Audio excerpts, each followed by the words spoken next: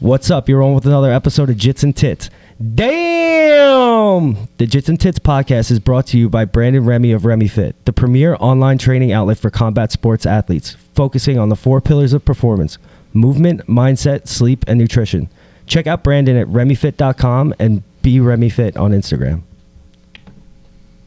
We're also brought to you by Island Kava, Long Island's first and only kava bar, serving exotic teas and relaxing elixirs that'll help you recover and wind down after an intense training session. Island Kava is located right in the heart of Patchogue. We are also sponsored by Total Motion 360. This new at-home fitness product combines both functional training and traditional training methods, taking it to new levels never seen before.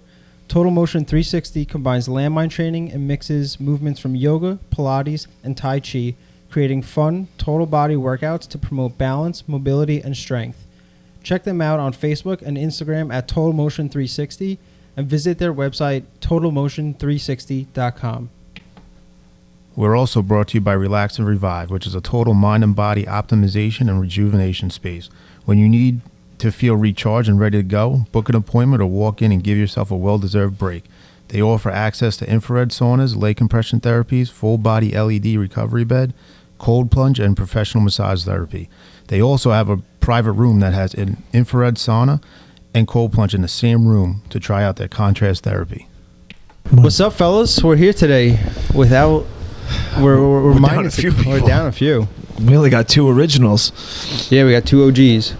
Shout out to Luigi for lying. For just straight up saying that you told him that we're recording later. So it's in his nature. It's, Anyway, we got Eric Ott and Mack is filling in, which is filling in for the boys. I'm happy about that. Eric Ott, the birthday boy, looks super handsome today. Oh, yeah, happy birthday. Oh, thank you very much. I had to dress up a little bit. Well, 1, it's Easter, and 2, it's my birthday. Is today your actual birthday, or is it the other day, right? No, it was the other day. Right. Thursday. Thursday is my birthday. So 39, it's going to be a good year. Definitely. I've heard. Well, it has to be because the last year before you're over the hill. So I better make something of it. We'll make it worthwhile. It'll be good. It'll be good. I'm in. What's up, Magus? Hey. What's up? Two podcast episodes in what, 2 weeks, 3 weeks? Yeah, I think I missed one, right? You did, I think, yeah. I came on and then I skipped one and then came Haven't back. been here for 60-something episodes and comes on twice in 3 weeks. I mean, he used to just come and hang out. Yeah, he did. So he's been at a lot. I got nothing That's else right. to do all day, so I might as well come and hang out. Yeah, you got that vagabond life. Finally decided to open up about coming in my pants. Yeah, that was so funny. Yeah, that took big balls. I had No more pun than intended. I don't know the story, so you got to fill me in. I came in my pants a couple times last summer.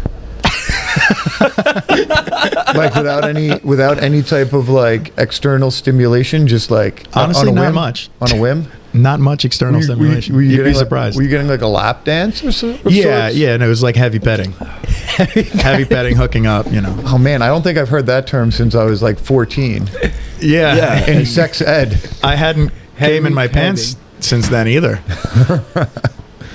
That's usually reserved for 14-year-olds is covering your pants. That's I had a couple people. It's like a Bad American Pie episode. I had a couple people DM me and they're like, "So I learned something new about you this week." Did it get you laid at all or no? Like, has any girl hit you up and be like, "I bet you I can make you come in your pants quicker"? Thank God. Like maybe it's a challenge. Come in your pants challenge. Maybe it'll go viral on TikTok. Yeah. I like it. Ooh.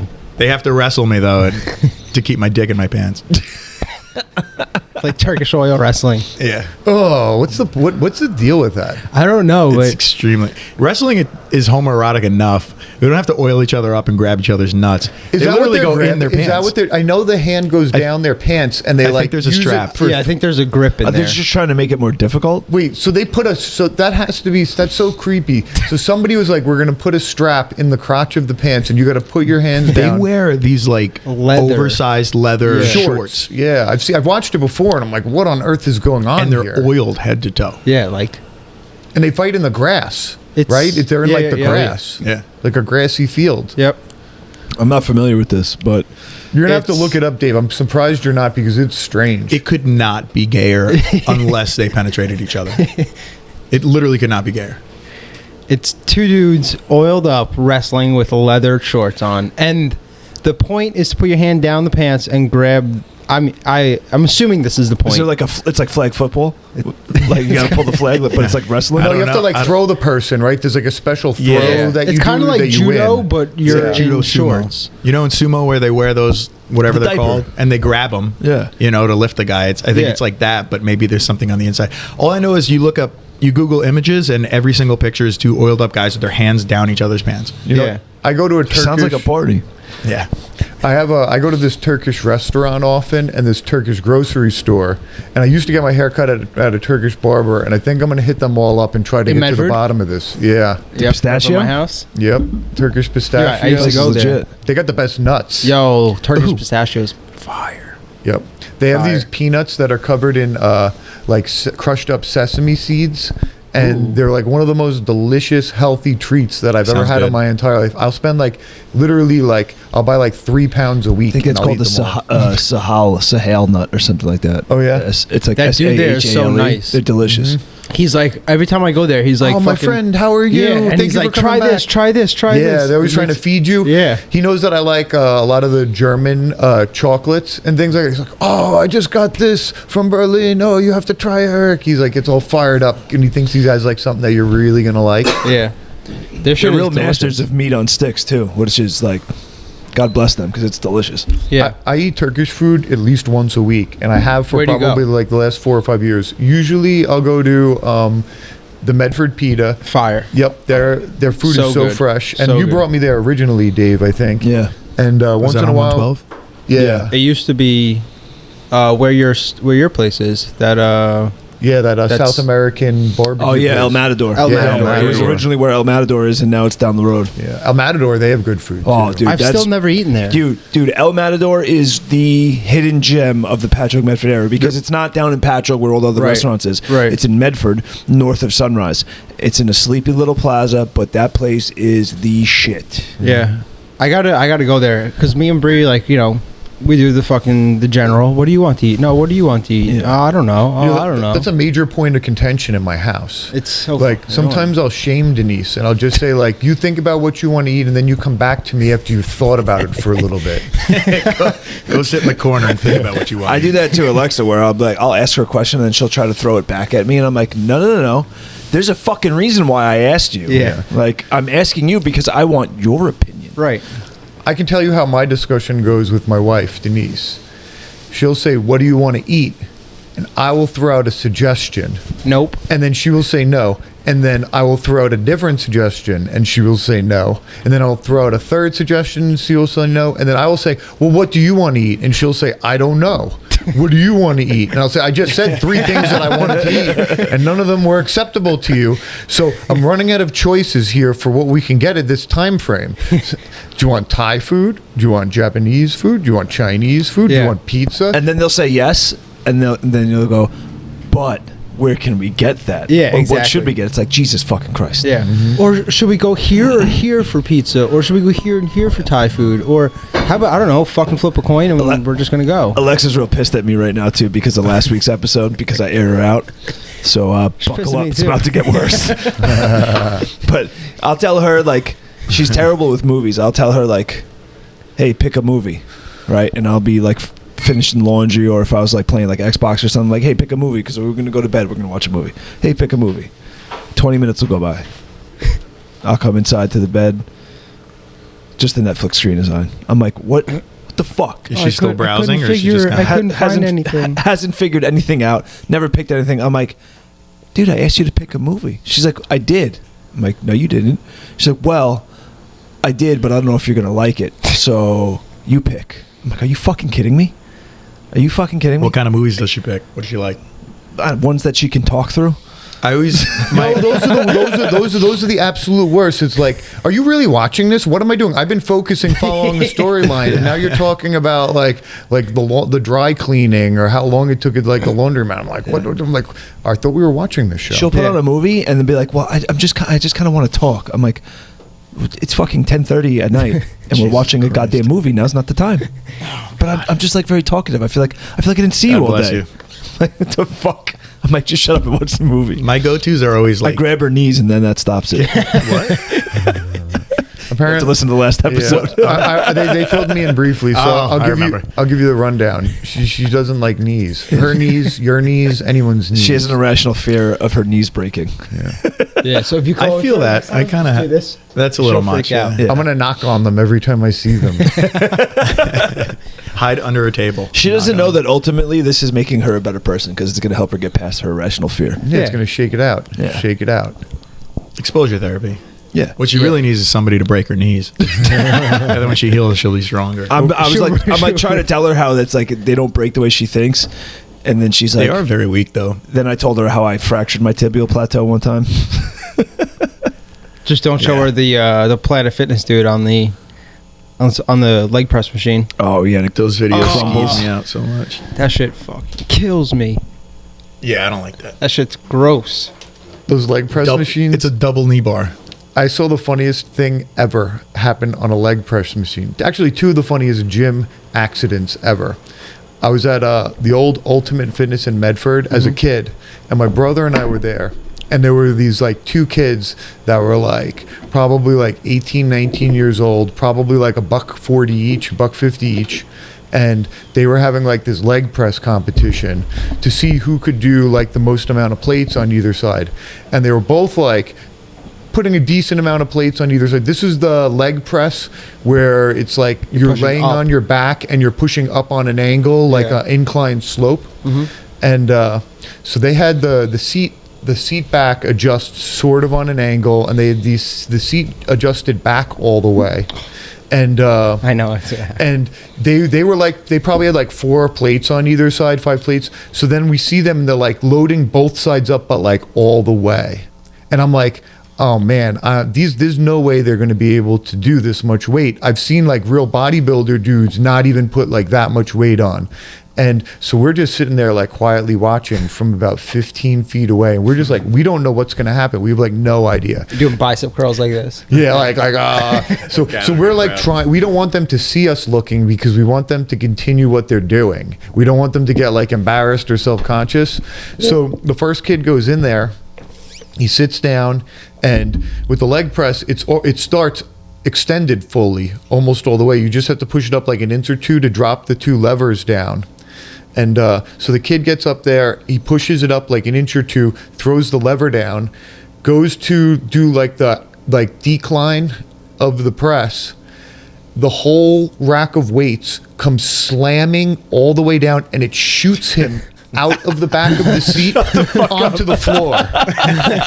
Yo, the funniest, where everybody is fucking hysterically laughing. At least the loudest noise, everybody in the gym from like 100 feet away, everybody turns to like look. And the one kid sitting on the floor, and he's like looking around like super embarrassed. Oh, yeah. And so then they're like super self-conscious. The machine's all like loaded up. So one kid, the kid that didn't fall, starts pulling all of the weight off one side, just one side, right? Because he's trying to like put it back as fast as possible because he doesn't want everybody to like notice them and laugh at them. Yeah. So he takes a whole bunch of the weights off, but just one side, and then the whole sled falls over because they had the whole one side all maxed out with 45-pound plates. So now the machine's tipped over, and the post that you put the weights on is touching the floor.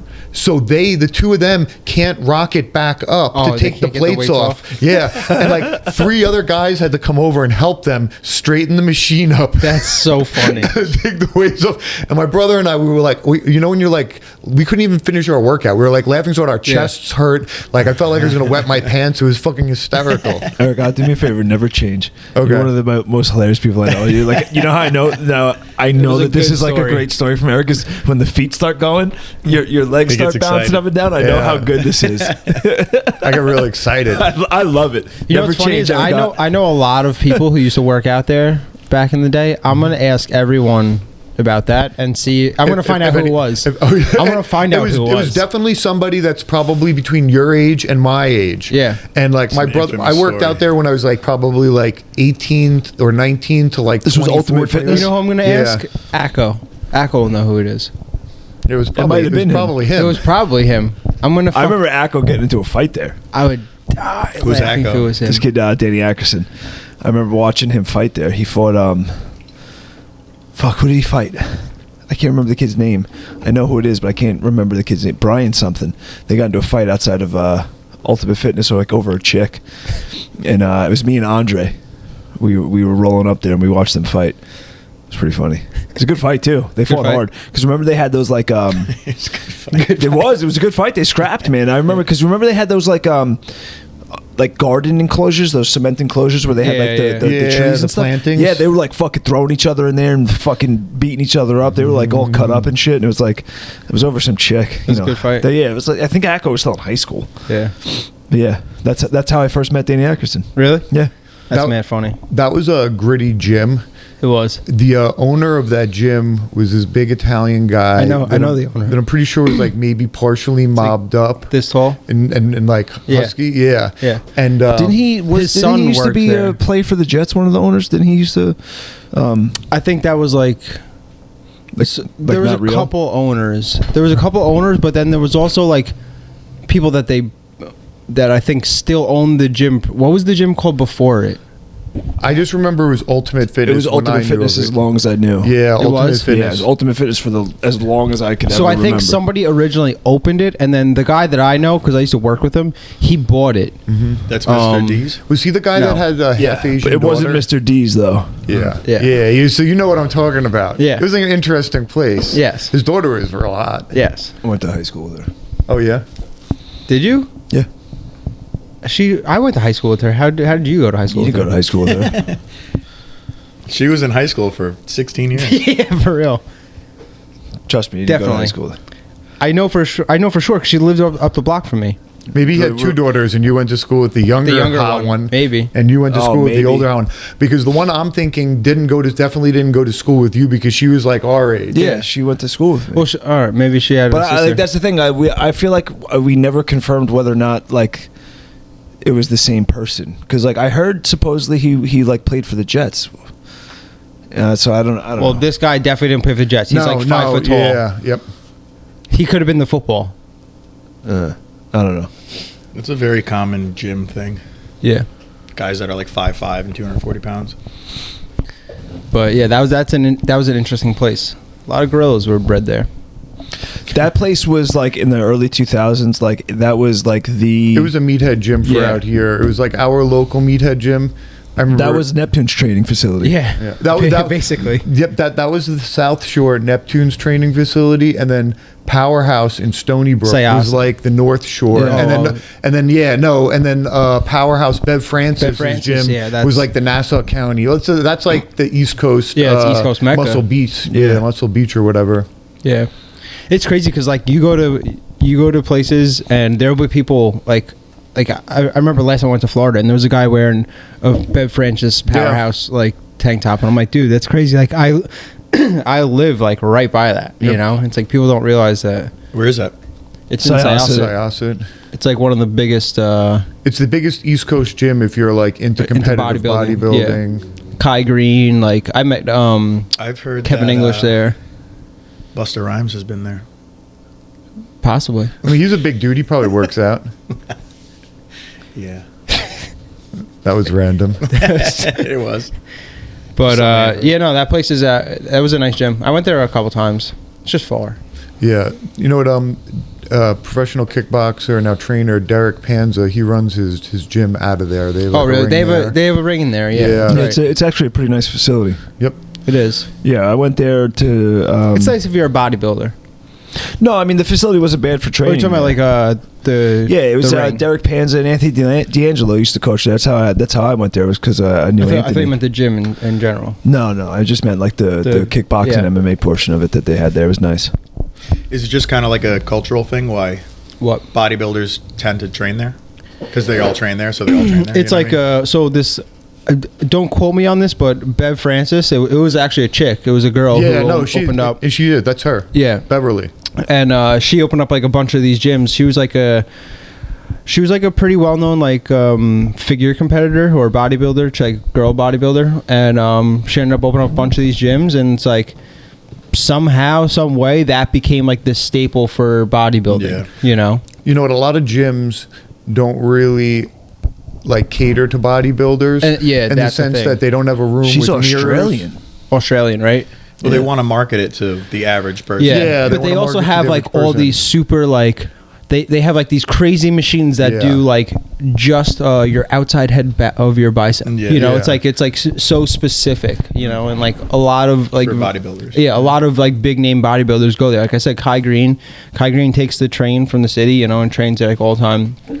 Kevin English, I've He's met that black guy with the huge with braid, the right? yeah with the braid. Yeah. And most gyms won't like let you work out without a shirt on. Oh yeah, you can go Or- there with a yeah. film crew and everything. Yeah, Yeah. that's what I used to It's like weird working that you out. can't wear. You What- can't take your shirt off. No, in gyms. that's why I used to work out at Powerhouse in Stony Brook because my boy Nicky Vegas worked out there, and like you could take your shirt off there and just start like overhead pressing in the mirror and like scream every rep like ah, ah, the only way and to do like nobody would look at you, Yeah. and you were just like yeah fuck you, you'd get like all amped up. I just hate I was when like I'm- an 18-year-old kid, like a skinny 18-year-old kid, but like I don't know. Well, you work out with people like that, and like it gives you incentive when you go Yeah. to Planet Fitness and there's some fucking fat middle-aged bus driver next to you on the treadmill. That shit depresses me. Yeah. It's so sad. this is how Bev Francis, that gym, became what it is. She was filming Pumping Iron 2. Yeah, in you got 19 no shoes or socks on right now. Yeah, I know. That's hot. She was filming. Jesus. She was filming Pumping Iron 2, The Women, the follow-up to the Arnold The Arnold, documentary. And this guy Steve Weinberger happened to come across her while she was there, and he got hired to show her around New York. And that film made Bev super like it Popular. raised her profile, whatever. Yeah. And the two of them. I never even heard of that movie. The two of them met. They went to business, and that guy Steve became the head judge of the IFBB Pro League. Yeah. And then they created this gym. And it That guy just turned Steve is into- still partners with her, right? Yeah, he he's still the owns big, it. He's the big Yeah, bald guy. the big ball guy. Yeah, and he's the Yeah. one who made the gym like what it is. Yeah. And He's like the could- business guy. Yeah, and there's a lot of, I guess, having Bev's name attached to it really helped bring in a lot of these pros, and him being a judge. So Right, everybody right, started to right. migrate there. That makes sense. No, it's good. It's a really, really nice gym. You know, it's like I shouldn't say it's a really nice gym. It's like a It's a like hardcore gym. It's a hardcore like, gym. That's what. That if you were a pro bodybuilder, because you had Bev who was a pro, this guy who Right. was a pro and a judge. It's kind of like how they went- Finest was back in the day, like kind of like dungeony, like just metal you're weights. gonna go and, like, there, and lots it's of- gonna be no nonsense, and it's gonna Right. be guys there that are looking to do and train the way you would to win a competition, Right. essentially. Yeah. If Like I you- lived closer, I would work out there. And I'm not even like a big commercial like gym person, but like that's the type of place that I know I can go in and there's just like I'd be inspired to train because it's like, look at all these people, everybody's in good shape, Yes everybody's and going no. for it. I feel like yes, because people are there to train hard, but I feel like they're also very like set in their ways that they're going to train. So if you went in there and say you were doing stuff that was like specific for No one's flow kickboxing roping or in Bev's, yeah. So you're Exactly. gonna be the odd man out. exactly. Yeah, but the thing is, like, you think I give a fuck about that? Yeah, who cares? Yeah. I know, but it's gonna be me. No, I don't mean you, Eric. I mean 160 Remy. pound fucking dude with cauliflower ear. They're gonna be like, "What is this little faggot doing?" Yeah, but I get what you're saying, Eric, and I agree with you because that's a gym that's more in line with our mentality. Whereas like if you No, go to yeah, some you of these can other get in- gyms, it's like dudes and chicks are like They're walking picking on a out their treadmill. outfits for the gym. Yeah. When I stopped working out at commercial gyms, I want to say in 2019. And at that point, I used to work out at LA Fitness. Yeah, and you used to go run, remember? I just didn't fit in because Yeah. I would go in and there would be like guys running on the turf wearing like neon green shoes that matched their neon green shorts, that matched their neon green tank top. And like their tank top was fitted. It was like Yeah. some type of like And if their Tutti girlfriend was Frutti- there with them, they had matching Yeah. outfits. Like It's she probably had Jim neon Shark. green fucking leg shorts on, or yoga shorts on, or whatever. And that's yeah, rough. Eric Ott and I used to go. We used to go run back when we were still fighting. We'd go run together, and we'd literally only go run and then get in the sauna, and that's like all we used to do. And I remember we'd be like walking out there, and we'd get like looks from everybody. Oh yeah. And if we did work out a little bit, we'd do like conditioning workouts, not like traditional push pull stuff and like plyometric works. And people would look at us like we were fucking psychopaths. Yeah. That's what I like about Unique, because like the new Unique on Vets, it's like It's very nice. It's a beautiful building. it's very nice. beautiful It's facility. clean. There's Man, Macus pays $30 a month just to look at butts. Honestly, yeah. I've heard that's the best gym I was to like, I look walk- at butts at Yeah, on Long that's where the Island. butts are. I Definitely. walked in. I was like, "You guys got a sauna?" when I was signing up. She was like, yeah. She was like, you want to see it? I was like, nah, just it's plenty. Mag's like, I can come in my know. shorts in the sauna. Yeah. I've done worse than that. Sauna. Yo, their sauna is huge. The worst is when you go into the sauna and you see guys shadowboxing in there. Oh, I went there the other day. Some fucking guy was doing that. Some loser. This guy, I walk in, and their sauna is like how the bench is here. How it has like it's like a bench and then like Bench behind. another Double bench? bench. Yeah, a double bench. Double decker. And this guy's fucking standing on the bench, shadow boxing, like grunting, groaning. He's like, There's a lot of weird people out there. but he like didn't box, like clearly didn't box. You know what I'm saying? Like just like rolling his hands and stuff like that, like doing it up here. Like There's never been a time where we've been in the sauna, and Eric, I know you'll have some things to chime in on this, where like if me and him were in there after a run and we're cutting weight and we have layers on, where we end up having these goofy fucking conversations where like people are like, oh, you're an MMA fighter? Yeah, I was gonna do a season of MMA. You hear that? I shit signed up all for the you. time. Yo, UFC. you should meet my cousin, Yeah. undefeated pit fighter. Yeah. Or they'll start name dropping. They'll be like, oh, do you know do you know BJ Penn? No. They'll like drop a name. Like They'll be logo. like, Why? oh, do you know Ryan the Flair? It's like, yes. Or you remember that guy that was like, oh, I'm Chris Algieri's brother. And I'm yeah. like, in my head, I'm like, I've seen pictures of Chris Algieri's brother, and I'm pretty sure you're not him. And I'm pretty sure Chris Algieri's brother lives in Greenlawn. And I'm like, why would you Yeah, be all the it way was out his here? cousin. Yeah, and it was like his cousin. Yeah. But like, just like a weird thing to like, That's odd. to lie about. Like, Riding coattails. if my cousin was like famous, I would be like, oh, that's my cousin. I'm like, not my brother. Yeah. Yeah, we're sitting in the sauna. That guy started in, and we're like, yeah, we train at Belmore Kickboxing with Keith Trimble, who trains him, and he's like, oh, cool, and we're like, yeah, I feel like we would know who you are, kind of. Yeah, 9 times Not out of that 10, I'm- those conversations are not they lead to nowhere. welcome. No, Yeah. I had this conversation the other night. I was with Seth and Tresh. We were out in Patchogue, and we were talking about, somebody said something about my ears or whatever, and then we were just talking about that. And I was like, yeah, 9 times out of 10, somebody will come up to me, and they're usually at the beach, and they're drunk, and they're like, oh, you wrestle, blah, blah, blah. It's never a good conversation. We're talking about that 5 minutes after we stop talking about it. This guy stumbles into our group, and he's like, yo, you guys fighters? And I'm just like, Jesus fucking Christ. I was like, yeah, Seth has, and I just walked away. Just wanted to not want to have that conversation. No, at all. it's never a fruitful conversation. It's like 1 out of 10 will be somebody who's like, oh, hey man, where do you train? You know, I train Yeah. at this gym, and it's I was like, just gonna say, unless it's someone else who yeah, trains. it's a worthwhile conversation, you know. Yeah. But I can't lie. Most of those interactions are them, but there are times where it does benefit It's me. nice when it's There's been- right yeah. when it's somebody that's actually trains, you know. Yeah, there's been times where it benefited me, and But one they of the- also approach it completely differently. Yeah. One of the best times ever was me and Skanga were out at the tap room, dude, and I had to piss so bad. And you know the setup for the bathrooms there? Yeah. It's like the men's bathroom and the 2 like single serve women's. Yeah. There was a line, dude, and I'm like, fuck. I'm like, I gotta piss so bad. And the women's bathroom opened up, and I turned to the bouncer was standing right there. I turned, I'm like, dude, I just gotta piss so bad. I'm like, can I run in there? He goes, ears like that, you can do whatever you want. And I was like, fucking right on. And Skanga turns and goes, what about me? He goes, I don't see nothing wrong with your ears. Wait.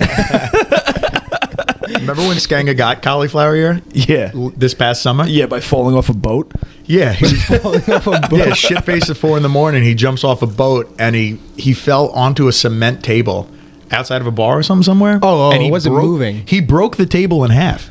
Wow. And we were laughing. Yeah, like a fucking because he stone wrestled his table. whole life and he never got cauliflower, and it took a cement table To that he had split to his break ear with his in face. half. Yeah, Dude, They I did could- plastic surgery. yeah, Really? It cut his ear like Dude, it in was- half. oh, Like, shit. his ear was hanging on. I can attest to that. I mean, I've wrestled for 6 years, 6.5 years. I never got fucking cauliflower ear. We were just 2 talking about months this. of We were just jiu-jitsu, talking about yeah. this yesterday. 2 months of jiu-jitsu or 3 months of jiu-jitsu. I was full blown both ears. It's weird. Yeah. It's weird how they never go until they do, and then Yeah. that's what happened to me. It was 6 years of nothing, and then they just both popped within 3 months. You guys all have weak genetics. Nah. My ear genetics fuck is yourself. superior. Got superior ear genetics. Yeah, You I've and the heard that Gomez's? argument before. I don't believe it. No, I you think- know what? I'll tell you I why think you're Eric just Ott not doesn't training hard have enough. cauliflower ear. It's because he's so long and lanky, it's very hard to get to his head and put pressure on it and strangle him. That's why. yeah, you And gotta spend- you also don't wrestle, right? Like your jiu-jitsu is not very like wrestling base. I don't know. You I got to mean, spend a lot of time pressure passing, headlocks, shit Yeah. like that. Like you have to you dive your head in there. Eric is the beneficiary of not training with other people as long as him, as often as him, that can get pressure and on his head. That's why. I don't know. My brother never got it either. I think it's because I just have genetic. My ears are very soft. Well, some people are like that. Because look at Eddie and Chris. Eddie and Chris don't have caudified ear. They've both wrestled their entire lives. Have been doing jiu-jitsu. Yeah.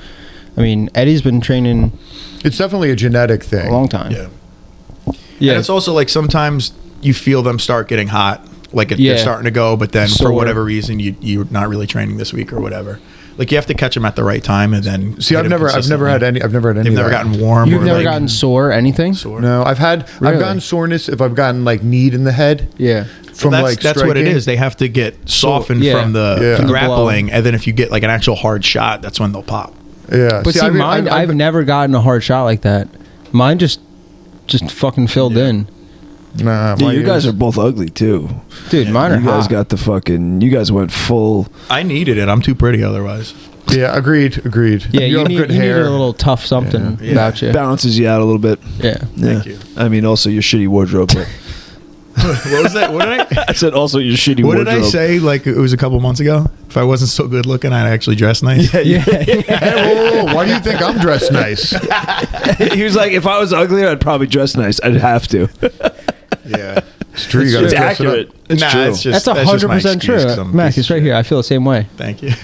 Dude, I get away with a lot because I'm fucking sex symbol. Eric Ott does dress nice. I do. He does. You know what holds me back from dressing nice a lot? Shoes intimidate me. Shoes? I don't know how to complete the look. Shoes. You're laughing pretty hard right now for a guy with no shoes and socks on. I just hate I feel like clothes are just very restrictive and like. I don't know. You don't wear underwear either. This is how a cult starts right now. This is a conversation that leads to cults. Yeah, me and shoes Remy are intimidating. Clothes are restrictive. I got no. Give us your wives. Yeah, let's share girlfriends. Yeah, shoes are always very uncomfortable for me. Yeah, I feel like they're kind of like jewelry. Like jewelry makes me feel very weird. I don't like wearing. I don't like. It's very like feminine. I'm not into jewelry. I like agree. watches. That's it. And shoes, like they have to be like just black, nothing like. When guys have nice shoes on, like they look nice, but I feel like it's too much. It depends on what you're doing. Like with shoes, if you dress very plain and you're wearing like a real like make the outfit. Outlandish, like a real cool pair of shoes, like Nick. Yeah, like those are cool shoes. Yeah, but those are sneakers though. But even dress shoes. If you're wearing like a very plain like outfit and then you're wearing like nice dress shoes and that's like the focal point. But I feel like the problem that a lot of modern men. The mistake that they make is they try to make every piece of their ensemble like match each other. The focus point. Yeah. Like, oh, I have this nice jacket on. Oh, I have a dress shirt with this print. Oh, my pants are cut in this way. And then I have shoes. And then I'm wearing like a fancy watch. And just like, nah, you don't need that. You need the whole outfit can't be loud. No, one, maybe two nice pieces in an outfit tops. And it also depends on what it is, right? Like if you're going to be wearing a fucking 3-piece suit, you know, that's it. Subtlety. Yeah, then you gotta have a little subtle thing that pops. Like maybe it's a pocket square, maybe it's the watch or the tie. Maybe it's pocket pussy. That pops. That pops. You could fit one when you're not wearing any underwear, right? Like you fit it in your baggy athletic shorts. They should make cups that are pocket pussies. I like. Ooh, stick your dick in right there. You wear it all the time. Now we're on to something. Be having sex all day in your pants, and you're protected. It's my kind of device. I'm not like a high fashion individual, but I do, and I don't. You dress nice when you do commentary. Yeah. No, I generally don't enjoy being dressed up, but like when it comes to doing, really, I would assume that you liked to get dressed up. No. Generally, I don't, but like for like events like that, I do enjoy it. Is what I say. Occasion. Yeah, you know, like, but otherwise, like, if I had to wear that shit to work, if I had to like wear a suit to work every day, I would not be happy. You don't have to wear any. Like, do you guys have a dress code at work? Yeah. No. No, you could wear like literally anything. Yeah, I wear like jeans. Like I look, like I don't semi-professional. Yeah, like I'll wear jeans like a collared shirt. Sometimes I'll wear a t-shirt. Like, but you know, I try to look somewhat professional. But there's no like strict. Like I don't have to wear like khakis and a polo, which is really nice because I hate that shit. Yeah. And if I'm gonna get that's the thing. If I'm gonna dress nicely, I want it to be of my own accord. You know, I don't want to be forced into it. Like I said, if I had to wear a suit to work every day, it gets laborious. It's literally exhausting. Yeah. I've gone through several. It's expensive. Yeah, I've gone through several year spans where I have to wear a suit to work, and working in I worked for Morgan Stanley, so you can't wear a schlub suit. You have to wear a nice suit. Yeah. And just the sheer fact that you have to I would literally it's layers. I would literally get home from work every day, take my suit off, hang it exactly back up as if I got it from the dry cleaner, just so that I wouldn't have to continually go get my suits dry cleaned every week. So it would be okay, I can only wear each suit once every week and a half to 10 days at work. So I have 12 or 14, 15 suits We can lined have up. 10 days. Yeah. Well, yeah, we can have his 10 days. Yeah. So, and then it's you're putting everything, you get home from work, you're taking off your dress shirt, hanging it back up in the closet, because I don't want to iron shit, nor do I want to have to go drive somewhere to drop it off and get pressed. So it's almost this, It's a lot. these delicate outfits that I'd wear every day, and then every day I would get home and put them back to try to get them exactly how they were. Yeah, and think so about that the they would time be good that's for spent. 2 weeks. The time that's spent getting exhausting. dressed and then taking it off. It's it's a fucking And everything process. you eat and drink, you have to be so careful. not to- 15 minutes to get your clothes on in the morning, 15 minutes to get your clothes And, off. and that shit is not ridiculous. comfortable. Those things are not very comfortable. I wear the same pair of sweatpants and shorts underneath them for 3-4 days. 'Cause I they do. don't smell. Honestly, I do that sometimes, and Bree gets so tight at me. I'm yo, look, if I don't do shit all day, I'm not dirty. Yeah. If I took a shower and then I don't do shit all day, we'll sit, whatever. Say it's a rainy day and we'll just watch movies, whatever. Yeah, what's it? And she expects me to put those clothes in and wash them. I'm I didn't fucking do anything. We literally sat on the couch all day. How are they dirty? Yeah, if the underwear and She can socks, wash 'em. underwear and socks is daily. But if you wear a they shirt get and you nasty. didn't sweat in it, you can wear it 2-3 times before you wash Or it. the best is a towel, right? I take a shower, right? Put my towel behind my door to That's let it normal. dry, right? Bree's It's clean. oh, It's you're just- gonna use that again? I'm yeah, I dried It dried my clean body off. body off. Yeah. Exactly. You, Yeah. you gotta listen. You're not married yet. You gotta be No. bitch, you do the wash. This is the marital advice for somebody that's been married for 10 years. Just like that, bitch. Bitch, you do the wash then. This is gonna be the minute that we put on Instagram. My wife was like that when we first moved in, that every single time she used a towel, and she used so many towels. I don't even know how she could have gone through so many towels. 5 foot, fucking 100 pounds. And it would be how do you need 3 towels to dry yourself off after a shower? I understand that you have long hair. Right. So maybe 2. I'm 6'3", 200 pounds. I use 1 towel. I use it all week, or however. Use one towel 8 times. Yeah, until somebody else washes it, because I don't do the wash. And Until it starts to get damp after. yeah, and it doesn't dry. Yeah, they smell a little bit weird. It's Alexa time to go. is so compulsive with doing the laundry. It's insane. I'll wear. I noticed over a 4 or 5 week span, I kept wearing the same pair of underwear over and over again because she was just washing them so much. It would just get washed immediately Were they and be back in my drawer. And I'm how do you do this? I never made it past the second Does layer she not in the wait? drawer. You know what I mean? Does she not wait until it's a full load of laundry? Just if at She the end does of the, laundry. she runs it every single day. Were they your favorite underpants? So you're these again? Yeah. No, it's just the fact that she's so on top. She does laundry like that so much. You send her over to my I house. never for a little was bit. even For real. able to get to the second or third layer She of the knows where I drawer. live. That's my yaya when I go to Florida, my grandma. She washes so much that you don't have to bring any clothes with you when you go to visit her. Just You one- can- just wear what you're what you're wearing. Yeah. What I'm wearing in a bathing suit, because if I go to the pool, by the time I get back, everything I had on is already clean again. Yeah. I'm not talking about from a cult perspective, but if you want to send your grandma over to my house, or you want to send Alexa over to my house, you guys are more than welcome. Oh, dude. I'll take her twice a week to do the laundry.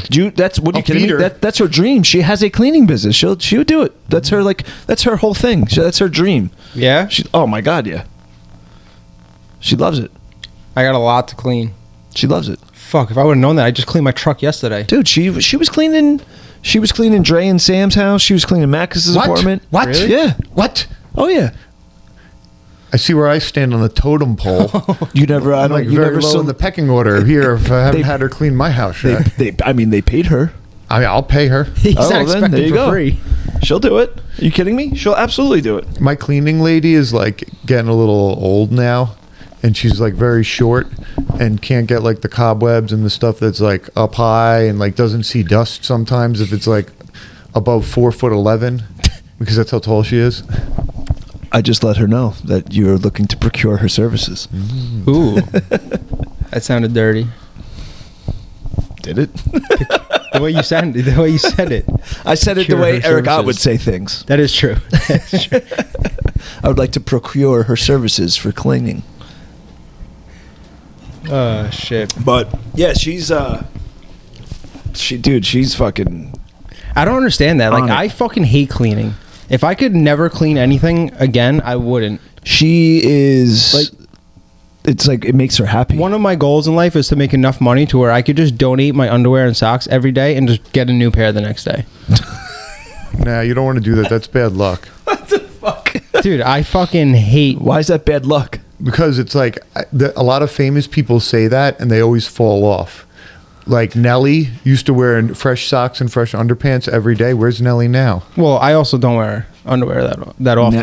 Oh, so for you he's it's just socks. he definitely wears a fresh Band-Aid every day. and I'm barefoot most of the time, so So you don't need any of these items I anyway. really don't. Not too much. You're beating the system. With shorts, though, you have to wear underwear. Not with these. These are built in. Oh, jeez. What? I got spats on. Is that I think I just saw Remy's balls. These are jits pants, like shorts. They got the spats built in.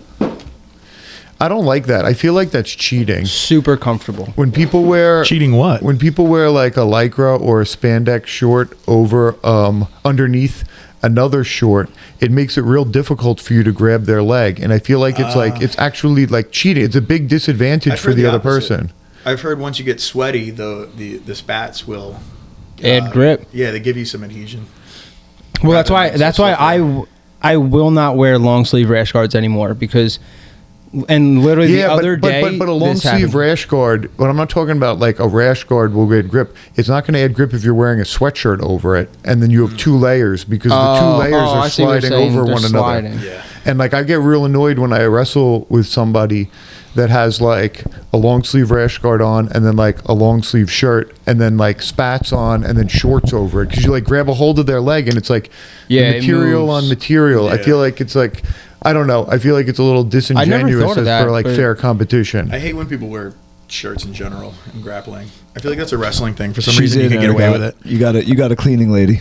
I wear t-shirts when I grapple all the time. I don't- Nick like does rash too. guards. Why can you get away with it more in wrestling and not jiu-jitsu? In What? jiu-jitsu, it's so annoying. You're What? constantly getting your feet caught in the material of somebody's shirt. But I feel like when you're wrestling, it's not that big of a deal. Because you're not going after your foot. I feel like. In I wrestling. don't feel like people get caught in my shirt often. Like in wrestling, you're not I get caught in your attacking. shirt. You're not attacking the foot. Like in jiu-jitsu, you're going for heel hooks. You're going for like you're trying No, to. I mean my foot gets caught in somebody else's shirt. I don't know. I'm honestly shocked that it's taken this long for wrestling to adopt the whole Shorts rash and a guard. t-shirt. Yeah, the rash guard thing. You know, like because now as a high It is school interesting. wrestler, you don't have to wear a singlet. You can wear shorts and rash guard. Really? Oh, There's really? people In that are like competition? upset by that. I'm personally, I don't like it. Like I think it's kind of like a fucking stupid rule. Like, I mean, Singlets are odd. I kind of go both ways about this. Like, I understand because like I was one of those people where I didn't want to wear a singlet. Like when I first started wrestling, I wore an Under Armour under my singlet because I was so fat, and so I understand like from that perspective of like getting more people into the sport of wrestling. It'll kind of What is a ease singlet in- though? Like what? why? What do you mean? Why do you have to wear a singlet? What is that? I don't understand. It's the wrestling uniform. I know what it is, but like, where did it come from? Why do What's people its have to do inception? it? And Oh, I Maybe just it's think because it's it like- holds your shorts up, like it keeps everything. Well, no, attached. I mean like wrestling started, you were naked, so it's like, what's the next best thing? That's I don't know, maybe shorts. I don't think shorts had been invented. yeah, Yeah, they didn't have elastic back then, so nothing to hold them up. So they needed them straps over their shoulders. yeah. Oh, yeah, no, I don't get it. But so I understand like that aspect of like, you know, Listen, I'm not bringing going to oil more, myself, but I'll put the straps on. more people into the sport. But on the other hand, it's like it's kind of making wrestling a little more frail. You know, it's like people who are willing to go through like the, you know, the embarrassment of putting a singlet on and doing that. It's like those are the people who deserve to wrestle. So there's like a humiliation factor involved with being a wrestler. Yeah. This is another step in the cult here, right? Yep. You have to be Shoes are humiliated. restrictive. Yeah. You have to go through this initiation process. Yeah. Like, Yeah, it makes sense. You have to humiliate yourself in front of everybody. Also, where did rash guards come from in jiu-jitsu? from surfing. Yeah. From surfing? Yeah. Yeah. But why did it be adopted? Because I guess a lot of 'Cause you jiu-jitsu get a guys lot were of- surfing. well, so they because got you- introduced to rash guards. In Yes. surfing, they would wear them as a layer To not between get- their yeah. skin and the wetsuit if sand got in there not get so that rashed they don't get like on scraped their up. board. Yeah. Or on the board. Like Oh, if, yeah. if you're not wearing when the board gets sand on it yeah, and the wax. Yeah. You get that jelly belly Yeah, and you had a lot of guys that were surfers doing jiu-jitsu, and they realized, like, hey, this is better than than wearing a a shirt. T-shirt and getting your legs caught in it and your feet caught. Yeah. Oh, look who's joining the No Shoes Club. Oh, I never cold. wear shoes. Well, plus, like back in the day, jujitsu, like nogi jujitsu wasn't a big part of jujitsu. Like most gyms, like if you're talking like circa late '90s to like early 2000s, most gyms, if they had even one day a week of no-gi, that was like a lot. Like most gyms had 1 day a week of no-gi, and that was like begrudged. They begrudged having to do that. The Yeah. Brazilian instructors at It's the time. crazy now that a lot of gyms are turning to either only no-gi or It's just like in general, like a lot of things are going to no-gi. Well, because that goes back to in Brazil, there was like a real feud between like the Gracies and the Luta Livre guys. So like Brazilian Jiu-Jitsu was looked at as like an upper class thing, and a lot of the guys in the favelas, the slums, couldn't afford gis, so they trained no-gi, and they called it Luta Livre. And there was Lucha like Libre? Luta Livre, Like and the Mexican wrestling. no, that's lucha. This is luta. Yeah. Does it mean like free fight or something? Something like that. But yeah, there was like a legitimate like fucking beef. There was like brawls over it. There's a famous like Renzo Gracie. Marco Ruas was one of the big Luta Livre guys, Yeah. if I'm not mistaken. Yeah, and there was like a big brawl like in one of their fights in the stadium and shit, like fucking bad. They turned the lights off. Yeah. Fighting in the dark. Yeah, Yeah, Renzo, so they Renzo had- said he was fighting, and like they crowded and got on the cage, and people were hitting him from outside the cage, like and like pulling his ears and Yeah. shit. Like, Wow. it was wild. There was a huge fucking. And I think Henzo was losing the fight, and one of the Gracies pulled the plug on like the lights, and like all the lights went out. Yeah, no fucking. They're throwing chairs and shit, but yeah, that was a huge thing, and like they looked down on the nogi, and that's why in those academies they weren't going to do any nogi. How do you guys feel about the new IBJJF rules? With I don't even know what they are. the closeout. Oh, I I guess think that's a it- good idea. What is it? So like you can't, like if you're two teammates, like say me and you were both representing our gym and we're in the same weight and we both make it to the finals, we decide to close it out by not fighting each other or not having a match with each other. IBJJF did away with that. You have to now. Yeah, I've seen people like literally get on the mat and do rock paper scissors. So then just Yeah. one guy wins, the other guy just lays down. Yeah. And Or they don't even do Your that. teammate gets They'll They- go. yeah, they'll they go just- and tell them like, "Hey, we're closing out," which means we're not going to compete against one another. yeah. I'm going to take first. You can take second. Whatever it is. Like, if like, How can you force that though? because now they're changing the incentives. I guess there's some type of point system now within the IBJJF. So if we close it out, neither one of us will get our points, and if there's a cash prize, nobody will get the cash prize. But I just mean technically. So like, you have to could- make it. So you have to do a fake match. Exactly. You're gonna go up and you're gonna be like, all right, you take me down. put me Yeah, but inside you could control, like I won't get they're out. not going to be stupid, dude. They're going to be able to tell whether or not you're actually competing. Then you skate that line though, because you have to play it. A lot of people are going to play. Just that. stop being Yeah. babies. It's a fucking jiu-jitsu match, man. Like you can do a match against your fucking teammate. Yeah, it's like I mean, I would understand like in Doing the, the gym every fucking UFC day. where your guys are like physically punching we're each gonna other. hurt each other. Right, right. Jiu-jitsu, it's like Jiu-jitsu, yeah, you it's can like- do the whole entire match without getting hurt. You know, it's and like you're competing. Like I get it. Like yeah, maybe the Was guy's it gonna be that big upset of a he lost problem? to you, but like you guys compete every day in the gym. It's not like you haven't rolled 1,000 fucking times. right. Do Was it. it that big of a problem though? Like why they even have to A lot address of schools were having that happen. It's like a big thing. Yeah, What, I guess what happens apparently. when they do that? Like who cares? because it gets cheesy. There's no real winner. It'd But be they like, were doing it. They were doing it to get a bye, though, right? To get like the other person gets a better chance because they don't have to roll for Well, no, 7 it was minutes. for first place. Oh, so this they was both for first tied and second? no, but that was happening too. It was the same thing. It was to get buys. And, I could see that. But Yeah, that makes more yeah, sense. in the finals as well, and like because it's kind of corny if you really think about it. Like some academies had rules where it was like, all right, if I'm a 4-stripe purple belt and you're a 3-stripe purple belt, and we get to the finals, I win because I'm the higher rank. Yeah. You know what I'm saying? When I trained at Kyoto, initially, what they would do, because there weren't a lot of Brazilian Jiu-Jitsu gyms at the time, and sometimes you would be in a weight class with other people from the gym, they would just say like, "Oh, Eric, you're better." So that's like you would win if you guys went, and if you guys went. So you get the bye, and he has to take the L. And that's how they would do it. Like no rock, paper, scissors or anything like that. It was just like, hey, we know who would win in if you guys were in a fight and like not here. So you get to move on and hopefully get the gold medal for us. Yeah, I don't know. I don't like it. Compete. I think it's good. It's a good move, especially for why not? the finals. Just compete. Yeah, there's no reason not to. Or don't end up in the same tournament. I mean, the same weight class. There's That's the other thing. Like I remember, like, all right, I got to cut a couple more pounds and go down, or I'm going to compete heavy because my buddy's in the division that I train with, and Yeah, you know where everybody's going. yeah, everyone knows where we're going. I'm not a big fan of the IBJJF to begin with. So Well, that's what like Gordon Ryan was saying. I don't know if any of you guys caught what like he's I been saw that posting the over other like day. the past couple days, and like basically he's saying how like the IBJJF has to do something to like remain, you know, like because it was one of the most, if not the most prestigious, like, you know, if you're a world champ, IBJJF world champ, it's like, oh shit, like, you know, you made it. And he was saying how like now with ADCC, with like all these other, you know, up and coming Emerald City, like all these it's losing its little- relevance. Yeah, right. And he said that like they're gonna have to start to do things to stay relevant, like the heel hook thing, right? They started to accept heel hooks now with this. They're gonna have to get rid of this like registration bullshit that you have to register. You have to pay a fee to register as a fucking goddamn purple, brown, and black belt. Like, what are you doing? I have to do it too. I know it's fucking ridiculous. No, but also, if you, so I don't know if freedom, like if Steve is not recognized by the IBJJF, you as a freedom competitor can't compete. Right. That's fucking And on top retarded. of that, so even if he was on top of that, I have to now pay a yearly fee Yeah, to $150. register as the belt that I am, which Yeah. is so stupid. Then you that's have to pay your $100 for your tournaments as well. $150. It's like, what are you trying to do? You're trying to compete, like actively discourage competitors. Yeah.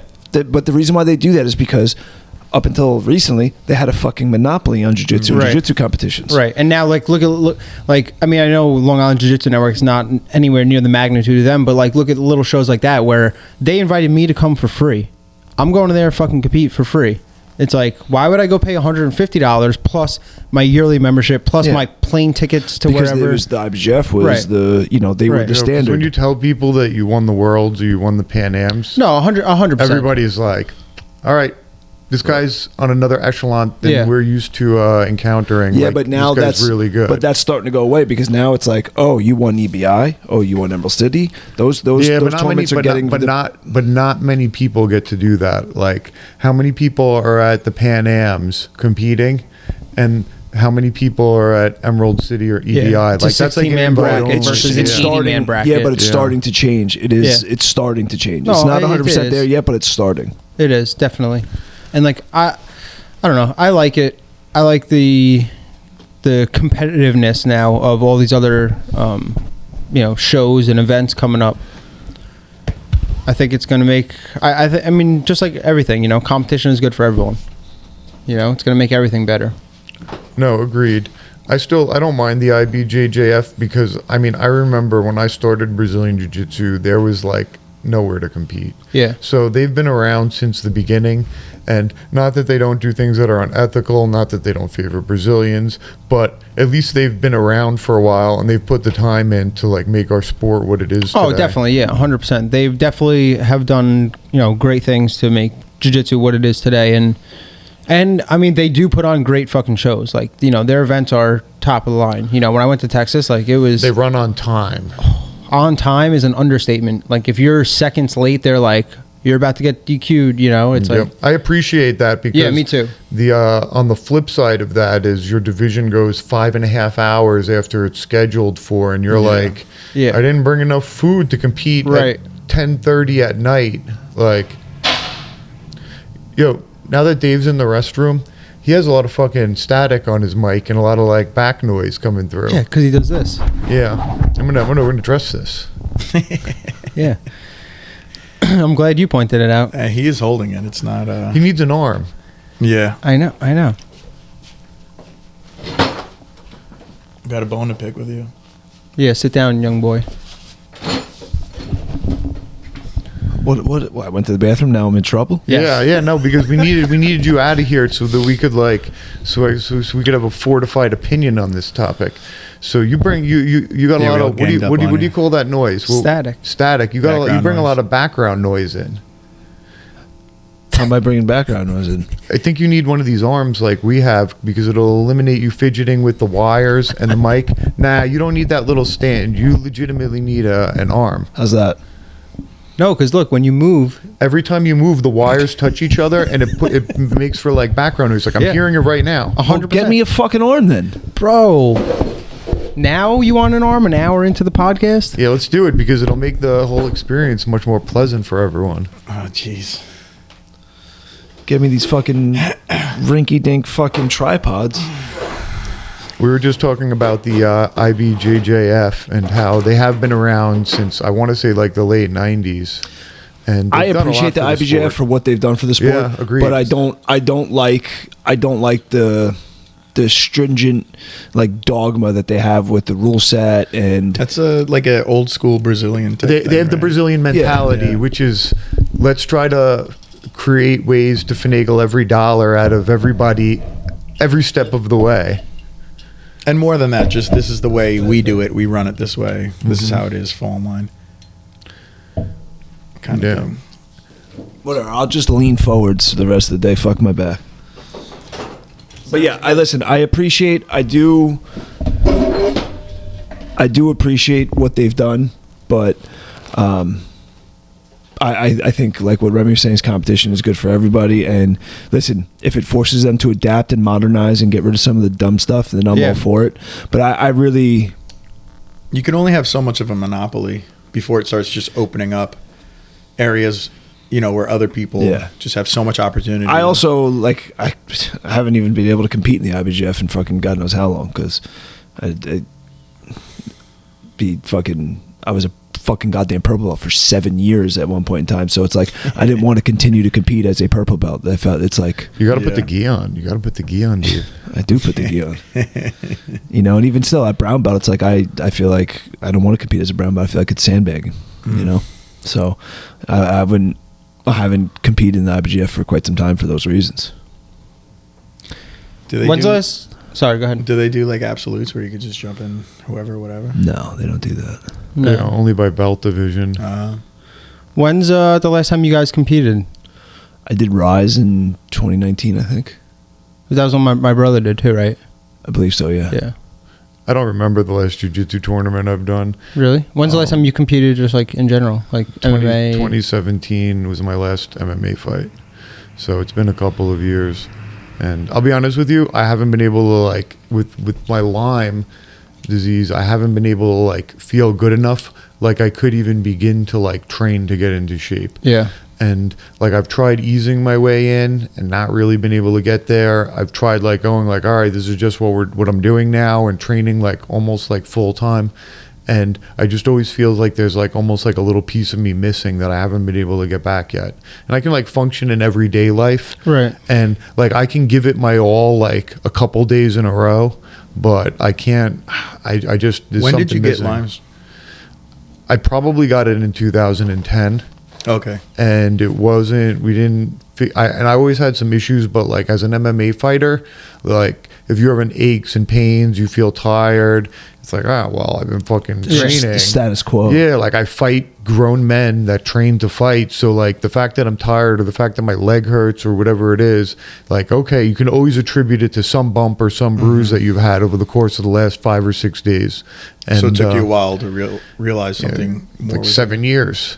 when I started having like neurological issues. I asked because memory loss. I got it when I was little. Yeah. But because I had it when I was like 5, I feel like my entire life, I can't differentiate if I just feel like shit or if, you know what I mean? I don't know. Well, that's like the thing. Like, I don't even know what like my norm is anymore because I don't remember what good is. But every once in a while, I'll have a day where I like feel really good, and I'm like, yeah, this is just what you're supposed to feel like all the fucking time. Yeah, but doesn't everybody have days like that?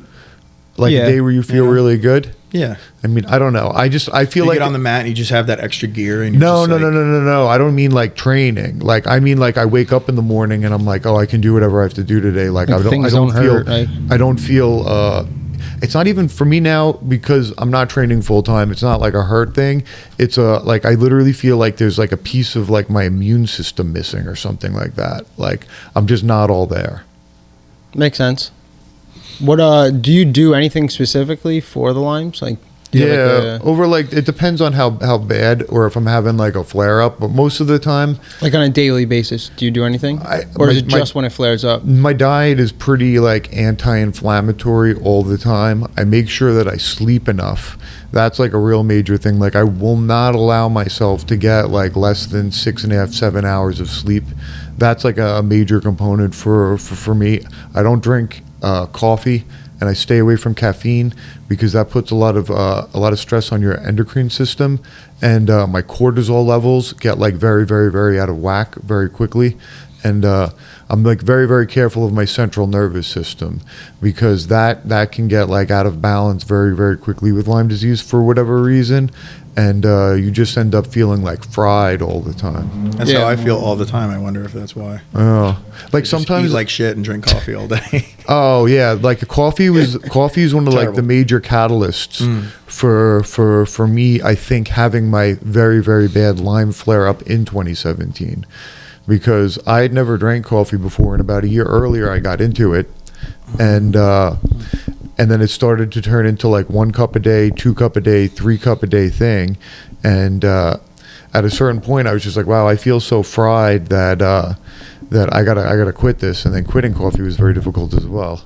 Yeah. You know what's crazy? I had no problem. This guy. What's doing that for? I had no problem quitting caffeine when I did it. And you drank a lot of coffee, like 10 cups a day, right? You didn't get headaches or nothing? No, I didn't get any headaches. The first, I stopped for 40 days last year. I was 40 nights? Gave up for Lent? No, I gave up religion for Lent. No, I just decided to do it. We were down in Florida for the fights, and we were out all weekend. I got no sleep, and I remember drinking like fucking 4 Monsters to get through that night of fights. And I was like, dude, I drank a lot of caffeine. I'm gonna give it a rest. And I'm like, I'm just not gonna have any the next day. And I just decided to keep going, and I did it. And first like 5 better days, energy, right? In those 40 days, like a better baseline. my sleep was so much better. Really? That was the biggest thing I noticed was my sleep quality went through the fucking roof. The first like 5-6 days, I felt like, you know, when you wake up from a nap or if you nap too long where you're like groggy, I felt like that for like 5 days. I felt like I never fully woke up. I always kind of felt like, what the fuck? That was like 5 days. But after that, it was fucking smooth sailing. I never got any headaches. I didn't feel... It's like any drug, I guess. Your body relies on the caffeine to knock that grogginess out. Yeah. Yeah. You know? But I didn't have... I know people say they got like withdrawals and never had any. I had the worst withdrawals from caffeine. Caffeine and sugar are worse than any like drug I'd ever 10 done. times worse, yeah. Oh, yeah. Sugar's horrible. I stopped drinking caffeine for, I want to say like maybe 15 or 20 days max, like something like that. Not nearly 40, but I didn't feel any difference. And like same thing last year when I stopped smoking for, was it like 8 or 9 weeks? I didn't feel a fucking difference. That's except weird. for I wasn't high. But like, maybe it doesn't affect you that much in general. but it was kind of annoying because like I was looking forward to like, you know, feeling better, feeling whatever. You know, everyone always says, oh, when you stop smoking, like you're gonna feel so much good. Like even Nick was like, you're gonna get dreams because you know when you smoke you don't get dreams. I didn't get a fucking dream. I didn't feel any different. I'm like, fuck, this is... Maybe you're just dead. Yeah, maybe. I dream. if I don't smoke pot, I dream. Really? That's why I've heard so many people say that. Dreams all the time. And I don't know. The other thing, caffeine, I had crazy withdrawals from caffeine. Crazy. Like what? I was on Headaches? the couch for 2 days with like ice packs on my head with headaches.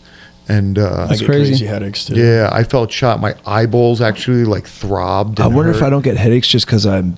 Because you get migraines all the time. Because I get crazy headaches. It just doesn't Maybe even you register. did. Maybe you did get headaches, and you just didn't feel them because Yeah. they It weren't just like doesn't your even normal register. ones. You Yeah, have a like, headache right it's now. the- You don't even realize it. It's very possible because, like, dude, you get used to things after a while, right? Like, I remember there was a point in time where I was like, I had injured my ankles over and over, like sprains. It's just and- your norm. Yeah, and I got so used to them, and there was one time where I was pretty positive that I had fractured my ankle, and I just didn't do anything about it. I just kept it moving. I was like, whatever. I'm just used to this, and the headaches that I get are literally just fucking, the cluster headaches are fucking unbearable. That like other minor ones like wouldn't even register.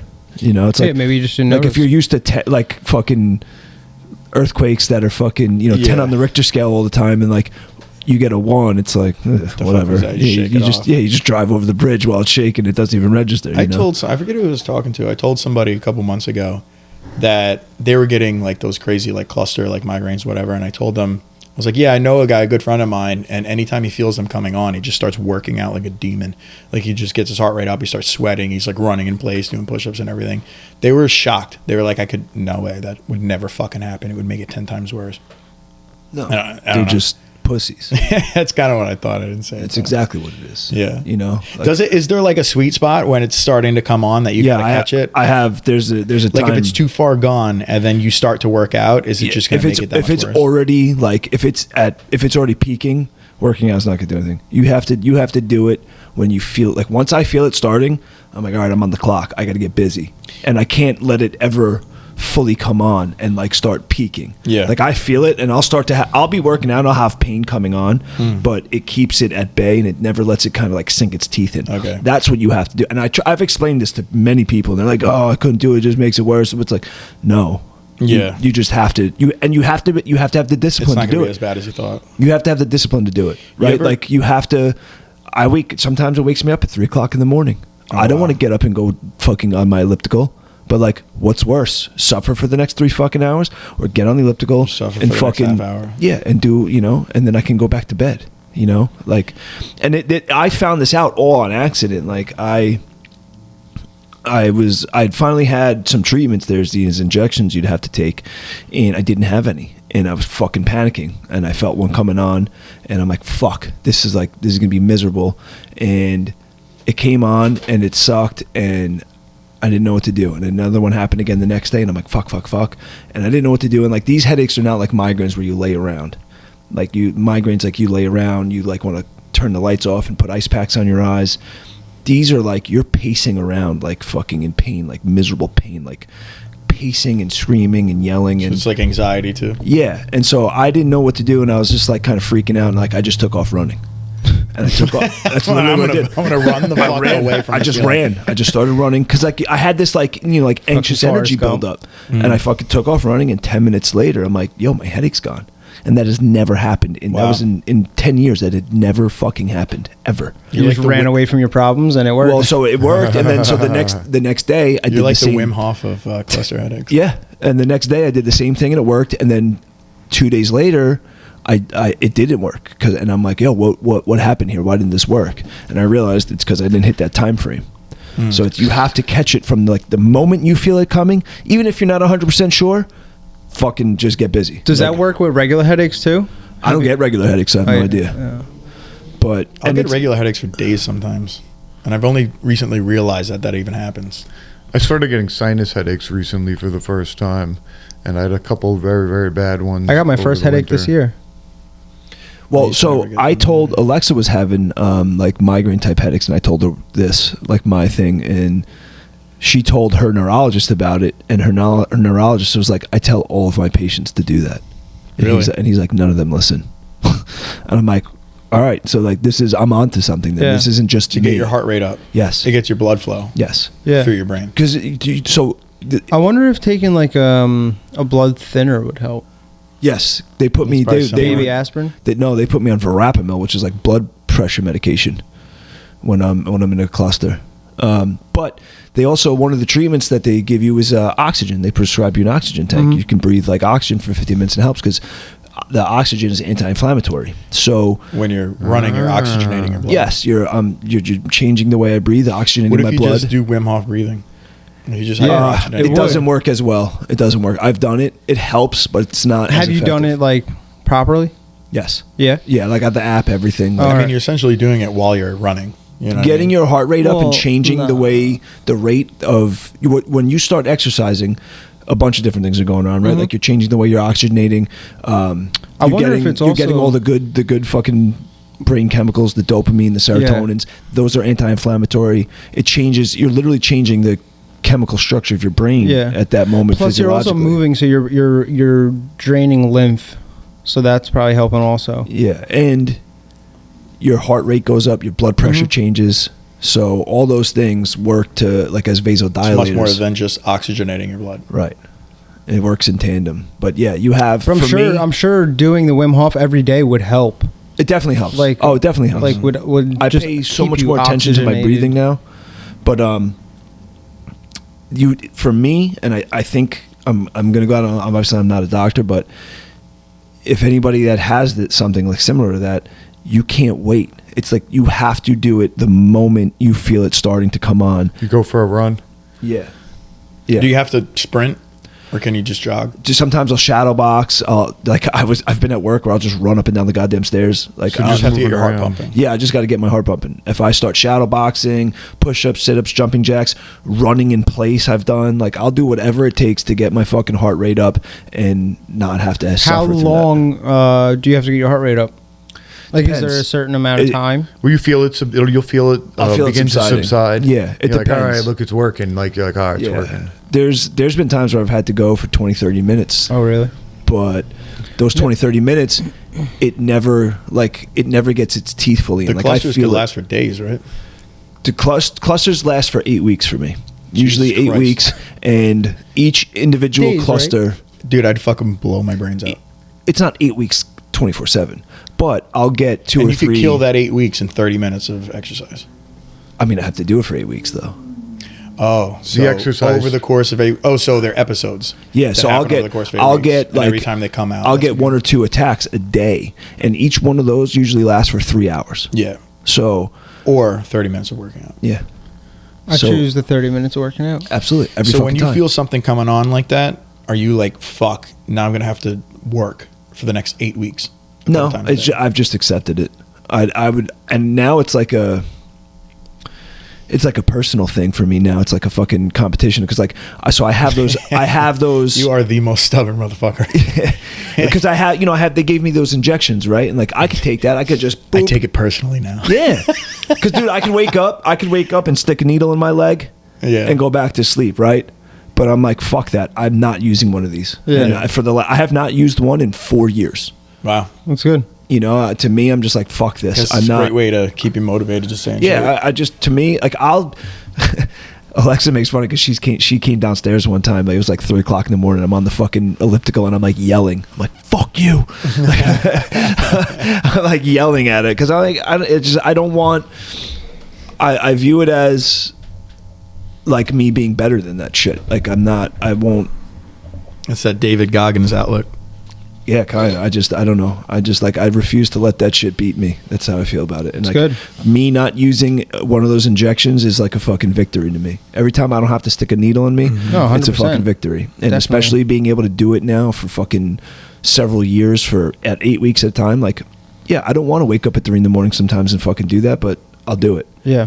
You know? I feel like that's such a healthy outlook in general that so many people avoid in their lives. To be like they have a problem, and rather than looking at it and being like, "Nah, fuck you, I'm going to conquer you."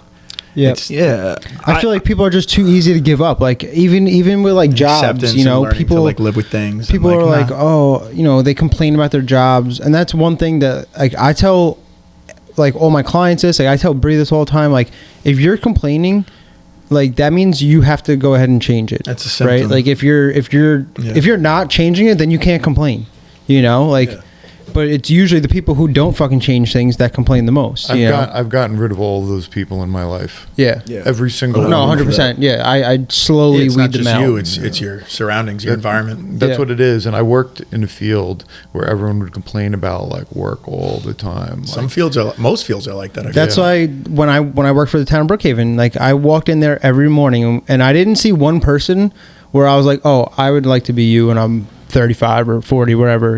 Everyone was that's my line. 7 a.m. They're like, oh, fucking the news, this, that, my wife, my whatever. Distractions. It's just like not one person was ever like And pity. came in and was like, yo, like I had a great day yesterday. It was just always like, oh, this happened and that happened. And it's just like, oh, really? 7 a.m. We're gonna start off with this fucking negative bullshit. Like I don't want to hear that. People don't have any. How are you doing? Oh, what's up, man? How you doing? I'd be doing a lot better if the Jets won last night. And I'm like, just go fucking kill yourself and do us all a fucking favor. Your family will thank you for it too, you piece of shit. Well, so many people, they live their lives according to comfort. Yeah. Like we're built for comfort. Yeah, people don't want to figure anything out. Like I know, I'm not going to mention, but I had a conversation with somebody who's been dealing with like somewhat of a chronic issue, right? And I'm like, look, figure it out. Like, oh, I'm gonna have to live with this for the rest of my life. I'm like, yeah, so figure it out. Right, you might as well start figuring things out. Like, Yeah, mitigate. Take steps to mitigate this negative thing that's and like, happening. oh, it's to not you. that easy. I'm like, dude, my condition is chronic. I'm gonna have it for the rest of my life. I'm like, I've had it for 15 years, and it took me 10 years to figure it out. But I fucking figured it out. Like you may have the next 10 years before you figure this fucking thing out. But like, what's your alternative? You're gonna live with it one way or sit and another. bitch the whole time Yeah, or like die. start figuring shit out. Like, okay, if this like my method, I'm like, yo, start working out. If that doesn't work for you, but you can't try it one time and be like, oh, it doesn't work. You have to keep going. You have to keep fucking figuring shit out. Like, change your diet, exercise, that whatever the fuck it is. But like, what's your alternative? Yeah, I realized that when I hurt my back. After I hurt my back, like I was very depressed, like didn't want to do anything. I was an athlete my entire life, working out every day, and then I go hurt my back and literally was laying in bed for 2 weeks. Like couldn't do anything. Like got super depressed, and like I realized that like, well, I could either fix this or fucking sit here and be a victim, And it's just like, Well, people let it become their identity. yeah, oh yeah, and 100%, and like that's like. Yeah, especially with injuries, They let it become I their can't do that identity. because of my back. Oh, I can't do this. Yeah, And it's I was an athlete before I got hurt. I could have gone places. If I didn't blow my knees out in high school. And that actually is what like really kind of made this click was me going to the gym, talking to people about my back, and they're like, "Oh, I used to lift heavy weights when I was your age." It's just like, motherfucker, like I'm gonna be lifting heavy weights when I'm your age. It doesn't matter how old you are. Like when I worked at Motorola, there was this guy that I worked with, and I was like in my early 20s, mid 20s. There's a guy there that I worked with who was probably about what my age now. And he used to tell me like, oh yeah, I was in shape when I was your age too. And wait till you're 30. Wait till you're 30. I'm like, bitch, I'm fucking 39 right now, and I'm still doing it. Fuck you. And I told him like, dude, I'm not you. The difference between me and you is I'm like, you're a fucking quitter. Yeah. I was like, I'm not going to It's easier stop. for people to deal with their failure and disappointment and just kind of sit and wallow in pity and be comfortable in their. You got to take. If you take everyone and you put them on like the bell curve, like the majority of people just take the easiest route. Natural. Mm-hmm. And society as a whole, like at least like 200 years ago, used to root those people out one way or another. Because they were non-contributors. Yeah, non-contributors. Guess what? Hey, there's only food left for 10 people, and there's 15 of us. The 5 of you that don't add anything to the party, you guys get thrown off the side of the boat, and you're not coming along. But now, because of the social net we've created with civilization, we've allowed we've allowed those weak people to continue to permeate and become like a little bit of a majority now at some point. So like, I don't know, I've always hoped there would be some type of like cataclysm that would send us back, maybe that's not like to the rise the and fall Stone of Age. civilizations. Yeah. Well, that's going to be the end of our civilization, when the weak, they always say like in the Bible, the meek will inherit the earth, and the meek will inherit the earth, because at some point there'll be no need for the rest of us that have built the civilization that everybody benefits from. Yeah, the meek will inherit it, and then shortly after, it will destroy it. They'll destroy it. When it'll be like the Simpsons episode where they have like gun control and there's no more guns, and then the aliens come and take over because nobody has any guns, and then somebody gets a board with a nail in it and starts like killing all the aliens with the board with the nail in it. It's literally like what's going to happen to us. It's the same contention that every human being deals with personally, that between, pushing yourself into a zone where you're not comfortable and growth. And I love being uncomfortable. And your natural proclivity toward, finding comfort and being a lazy piece of shit. And it's probably very similar, like the average person, like what they deal with personally versus how like society kind of falls along those lines of most people just kind of chilling. They get their job, and like I think a lot of the people at those jobs where they're just so miserable and they like to bitch, it's because they're in these jobs that are secure and are comfortable. That's the thing. It's easy for them. There's lazy, no risk or reward at those type of jobs. Being lazy isn't as rewarding when you don't earn it. Like when you earn a day, like on a Sunday, if you bust your dick all week, Monday through Saturday, you train, you study, you break your ass at work, and then it's like Sunday's like, you know what, Sunday is my lazy day. It feels great. You feel like you earn that. Or if you're clean on your diet Monday through Friday, and it's like, you know what, Saturday I'm fucking having a pizza. It's like you earn that shit. It feels much better. It feels better when you earn it. When you just do it all the time, it's like, this sucks. Like, I mean, look at a drug, right? When you first do it, it's great. Chasing but then all of a sudden, you're chasing that all the time because your body gets used to it. Yeah. You should jerk off 100 days in a row. Like that 100th one is not going to be as exciting. It still feels great, but it's not going to be as exciting. You're looking at it the wrong way. It's still more exciting than the 101st. Don't look behind you. Look in front.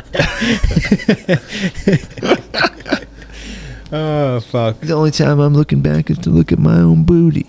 One of those like stupid fucking. One of those like there's like those fucking chick memes. It's like the only time I'm looking in the rear view is to see how far I've come or whatever. See and how fat my ass is. Stupid shit like that. An arrow can only go forwards, but only by pulling it backwards. Hey Marcus, where'd you get that Mothman shirt? West Virginia. I've never seen Mothman. I've never seen anybody. I've never even seen any reference to the Mothman ever. And like, I know a little bit. Uncles. I know a little bit about the Mothman. They made a movie called Mothman. Mothman Prophecies. 2006. Oh yeah.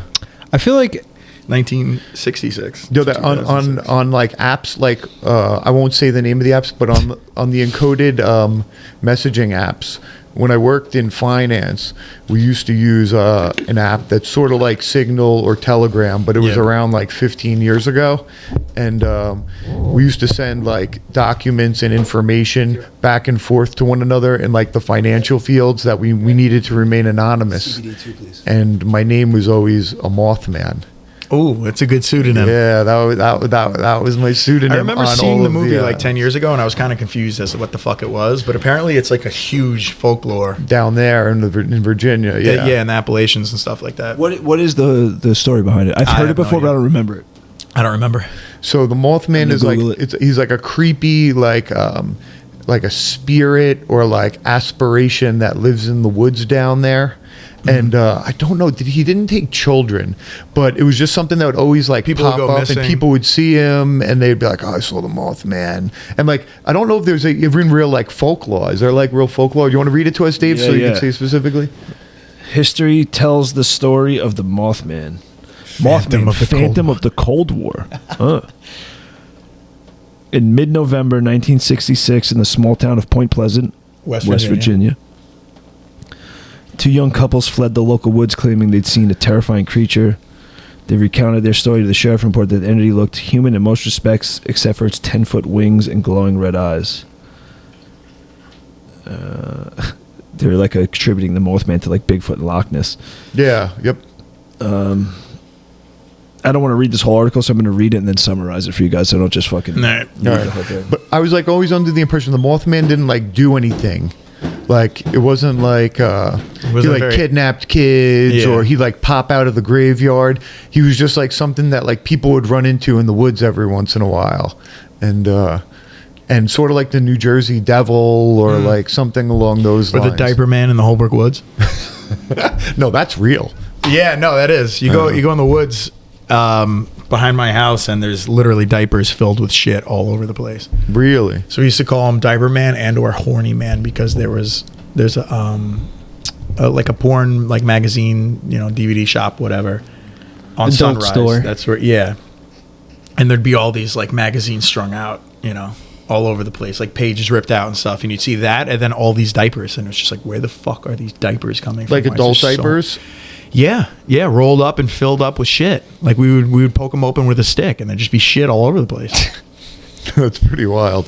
To this day, they're back there. This is- like I walk my dog back there. All right, so This is the sex store that's on the north side of Sunrise? Yes. Yeah, My friends... right where it splits to Vets. Yeah, a kid I know, somebody I went to high school with, parents own that.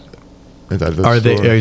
Do they wear diapers? No. I know the mom. Her name's Amelia. She definitely does not wear Who diapers. the fuck wears diapers into the woods? Like I'm telling you, there's dozens, that's if not like- hundreds, of diapers back Well, there. that's like one of And the. you'll go years later, and there's more. Like That's one of those. this has been happening for 25 That's like years. a fetish. Adult baby. It's And they go in the AB. woods and shit themselves. No, that's probably the homeless. ABF? I think that's the homeless component of it. If you're into it and you're homeless, you Maybe have there's to. a whole community. Honestly, I should like do some investigative journalism. Well, that's Camp like out in the woods for a couple weeks. we'll set up some cameras See back who's there, back try to there, catch yeah. them. Yeah. Maybe it's a whole community of people that go and they're like, oh, look, It might be. that's Like Bill's- furries? That's Bill's diaper. Oh, that's Jim's diaper. Like I know from the smell. I know. I know this. He's got that real dark black shit because he eats lots of Oreos. Yeah, he doesn't eat a lot of vegetables. Oh shit. All right, so here's the Mothman synopsis.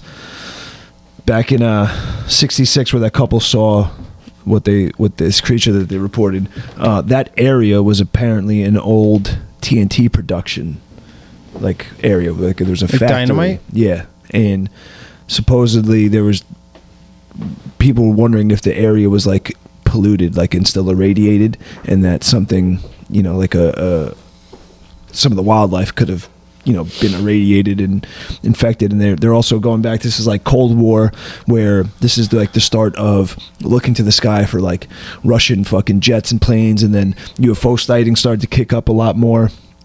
And between the combination of UFOs, the Cold War, and then a couple of these reports and the area that it was possibly being polluted, it just kept growing. And then it was like a real small town, and some bridge collapsed in that town afterwards, and they blamed it on the Mothman.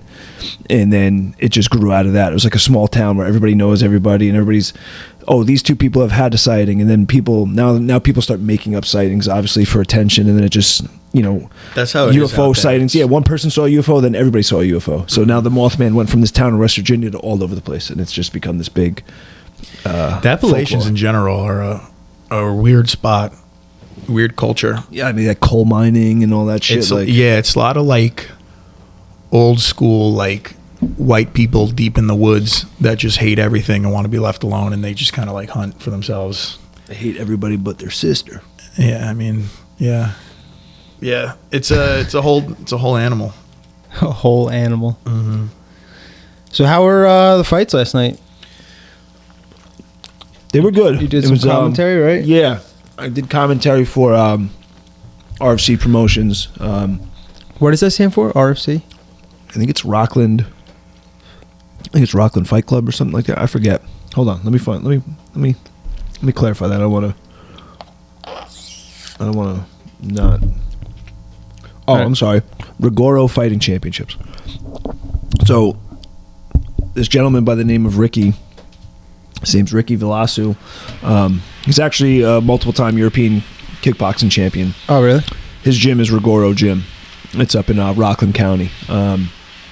He had a couple of his guys fight in Flex, and I was doing my normal pre-fight stuff, going and interviewing fighters and getting some particulars. And I was talking with one of his fighters, and I think it was like the second time he'd fought. And after the show, Ricky came out to me and he's like, "Listen, I'm doing a show. I'm going to be having a show upstate. Are you under contract with these guys? Because I'd like to have you do my show." So that's how it started. This is the second one I've done for them. It was up in Newburgh. The fights themselves were good. Getting up there was an absolute fucking nightmare. Really? Oh my god. Oh, it's Easter weekend too. Yeah, and I didn't take that into consideration. So I mean, it's like a 2.5 hour drive. Was it like 2 hour and a half to 2? Without traffic. With traffic, it's like 2.5, 3. It took us like 3.5 hours to get up there. Yeah. The traffic was fucking insane. It took almost 2 hours to get off the fucking island, to get just to get onto the fucking. I couldn't even get on the Throgs Neck Bridge. I had to detour around and take the Whitestone. It was fucking bananas. That's horrible. I fucking hate driving through the city and the bridges and all that bullshit. It was fucking awful. But the fights were really good. For a show this was only their third event. Oh, really? It's a new event? Very new. Oh, wow. How did they do ticket sale wise? They had some Place people was there? fucking packed, Oh, man. it's awesome. How many Really? people did the venue hold? I think it held, seating wise, I think they had 500 seats. Oh, good for them. But there was more space. There was standing space Oh, as well. good for them. So they made some money. So what I was told is that they sold 500 tickets and they had 200 plus walk-ups that night. Oh, Dude, wow. Good for Yeah. them. I mean, so this is the second one I did. This is their third show overall. I did the second one back in December, and it was full, but the amount of people that were there last night was like a noticeable difference. Like we were like, me and Alexa walked in, we're like, whoa, it's fucking Packed. It's packed, and they did a good job. You could see like they changed the lighting around, they fixed some of the seating arrangements. They had like the walkout was a little better. They had like a nice big banner. They had some smoke and lights. The warm-up area that they had was looking better, and the show ran way more efficiently as well. So overall, it was a good show. And man, dude, the main event was fucking awesome. Really? Yeah, it was this kid, Ari Aronoff, and I can't remember the kid's name. Segara. I can't remember his first name for some reason. His first name's escaping me. Dude, what a fight. Well, wait. I believe it was 170 pounds. Was it decision? Yeah, it was a 5-round title fight. It was a kickboxing fight. These motherfuckers, holy shit, dude. They went at it. And like, they're both throwing like spinning wheel kicks and shit. Really crisp, technical on their feet. Good combinations. Good with their hands. And this kid, Segara, I apologize, I can't remember his first name. Kid has a fucking chin on him. Holy shit, dude. In the first round, he got hit with some real big shots and got hit with a knee. I mean, and it was right in front of me. Flush on his chin. A hard fucking switch, like lead knee. Ate it. Never looked dazed. He got hit with a low blow in the second or third round and like went to like turn from the low blow. The ref didn't see it, so the kid, as he's turning, cracks him with a fucking left hand. And I mean, like, he was like this, you know, like prone, both hands on his nuts and not looking, and gets fucking rocked with a left hand and falls over. Oof.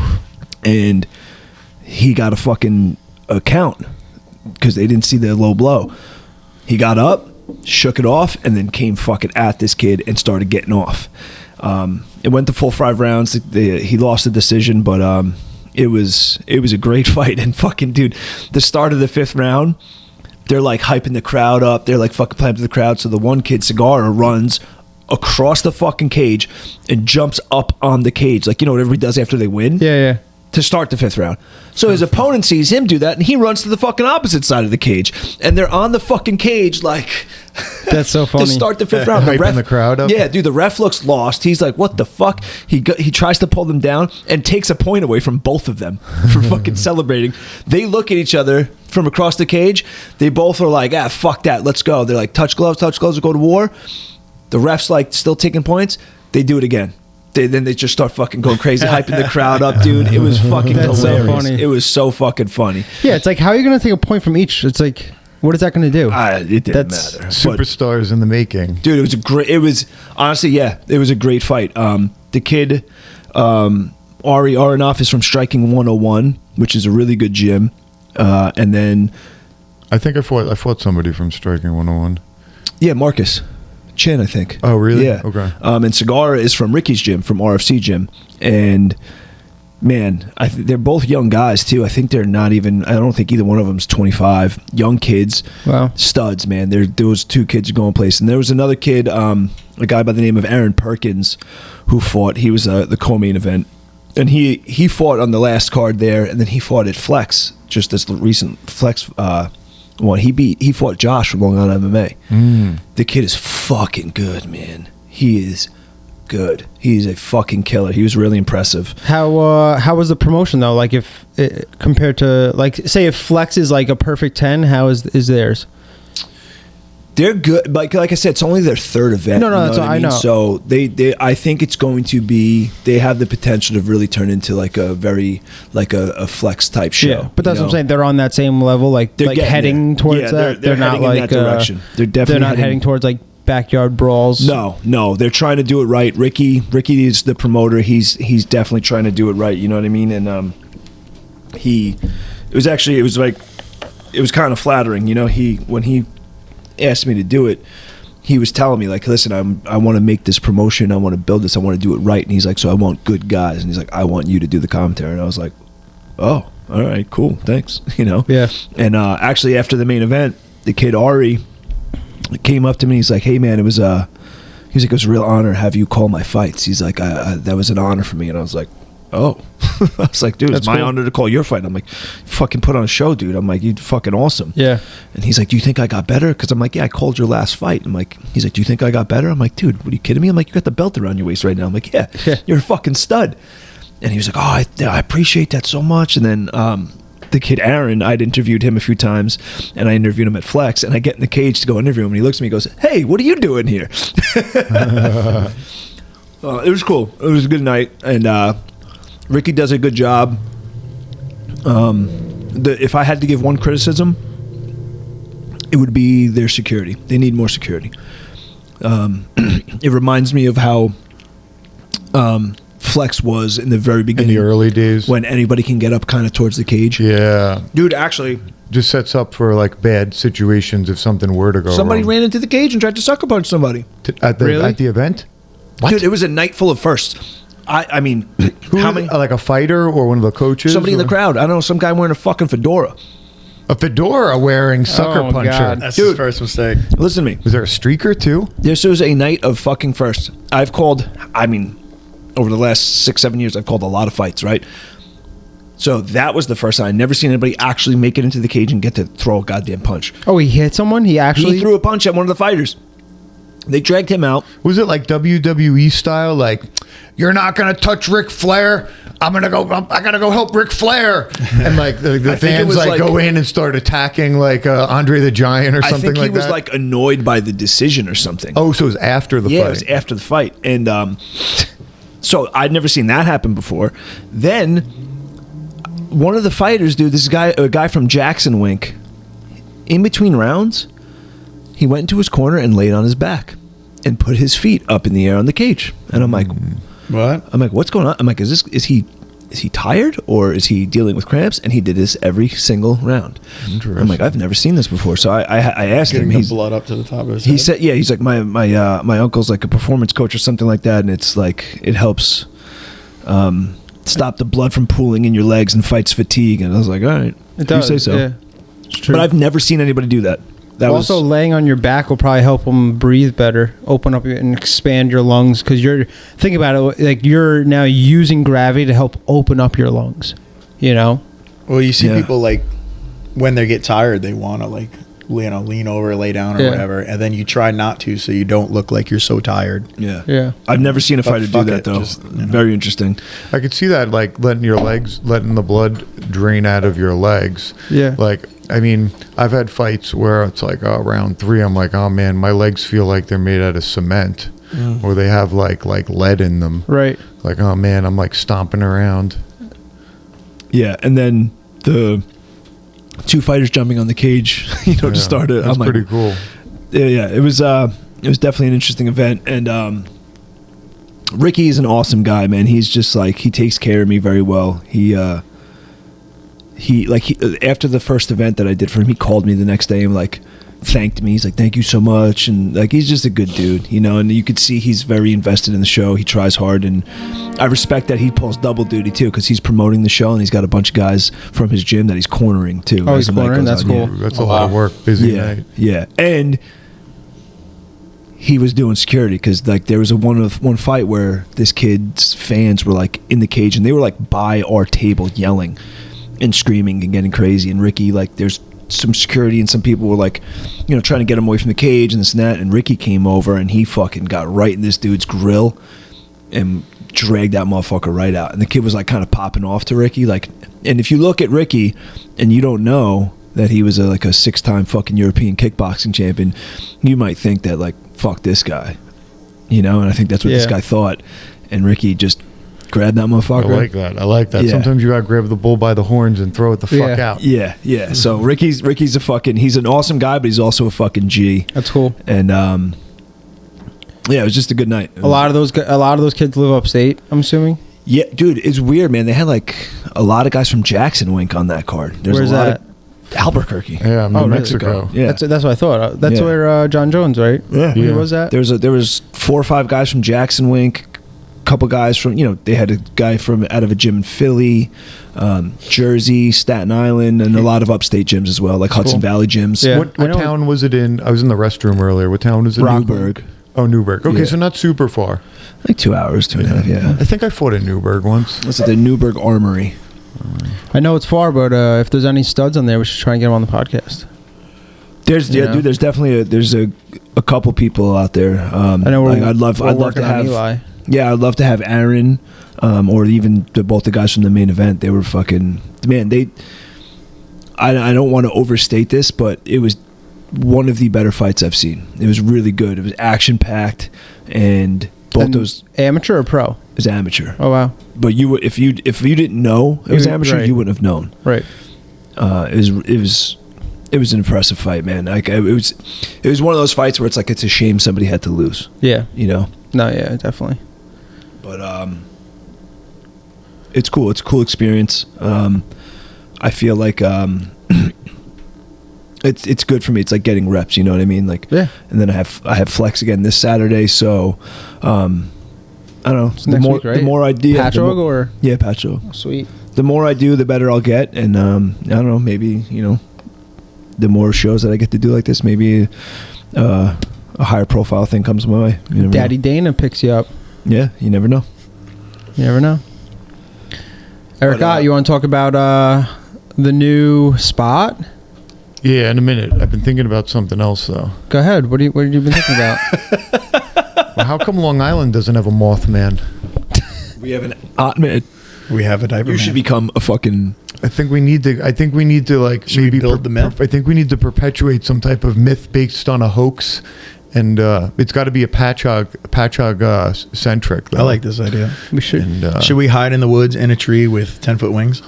you know what? I don't know. I gotta put some thought into this. I would fucking love The to do doggy that. Do you Daddy? think? Do you think that we should we be like something that's like a little bit supernatural like that, or Yeah. should we just be like a clown in a white van? Well, they had that clown Yeah. walking around. Was that on Freaking Long, everybody That was out. on Long Island. Yeah, he was local. He was just walking around in the middle of the night, No, it was a bunch of clowns. Remember? like holding knives and shit. Yeah. Yeah, then it became a thing. I don't Yeah, want to. people I don't started want to doing do the knife holding thing because that's like inviting a little bit of trouble. But I'm thinking like maybe we need to get a white van and put a clown in it and just drive around Patchogue like Friday nights between like It's not a bad idea. 2:30 and 3 o'clock. Friday nights, Saturday nights, and just sort of like let's get this ball rolling a little bit. I think we could have some fun. We could really freak people out by dressing like a clown and like maybe hiding around a corner. Oh, agreed. Oh yeah. And just when they're walking down the block, just kind of keeping your head out for a second, and the second they notice you just disappear behind. Do you the remember that was corner, going around a and couple you're years just ago? like, what the There was like Yeah. the clown sign. Where- So, Nice. so are we going to take clowns out of this? Maybe we need another type of creature. The Mothman. What kind of creatures could we get? Like, 'cause I like the supernatural. description of creatures can go. It's you know it could Yeah, be a we lot got of different vast. things. We have a lot of creatures. Vast. Lots of creatures. We'd have to like.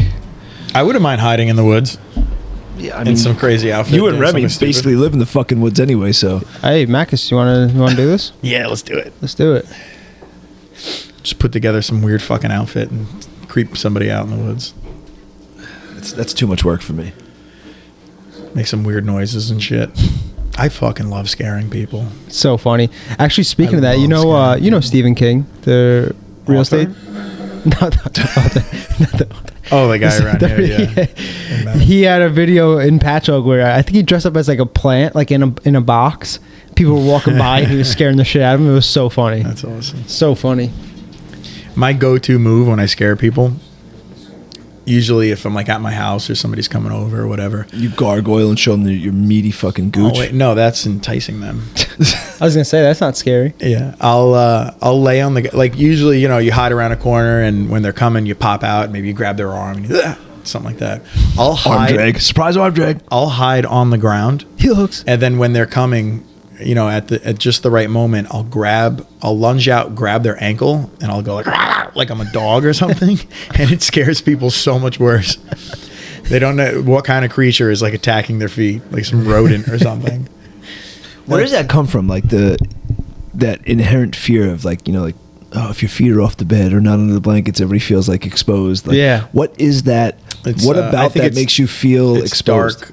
You don't know what's under the bed. It's dark. You don't know what's in the closet. Yeah, but you don't know even if what's your under the feet just bed, you don't- dangling, like, because Yeah, you don't know what's under there, and you have, you know, don't your know what you don't extremities. Yeah, it's like sticking your hand in like it's The glory hole. It's like or like you lay on the end of a dock and you just stick your hand in the water. It's a little like I don't know, something Yeah. might be in there.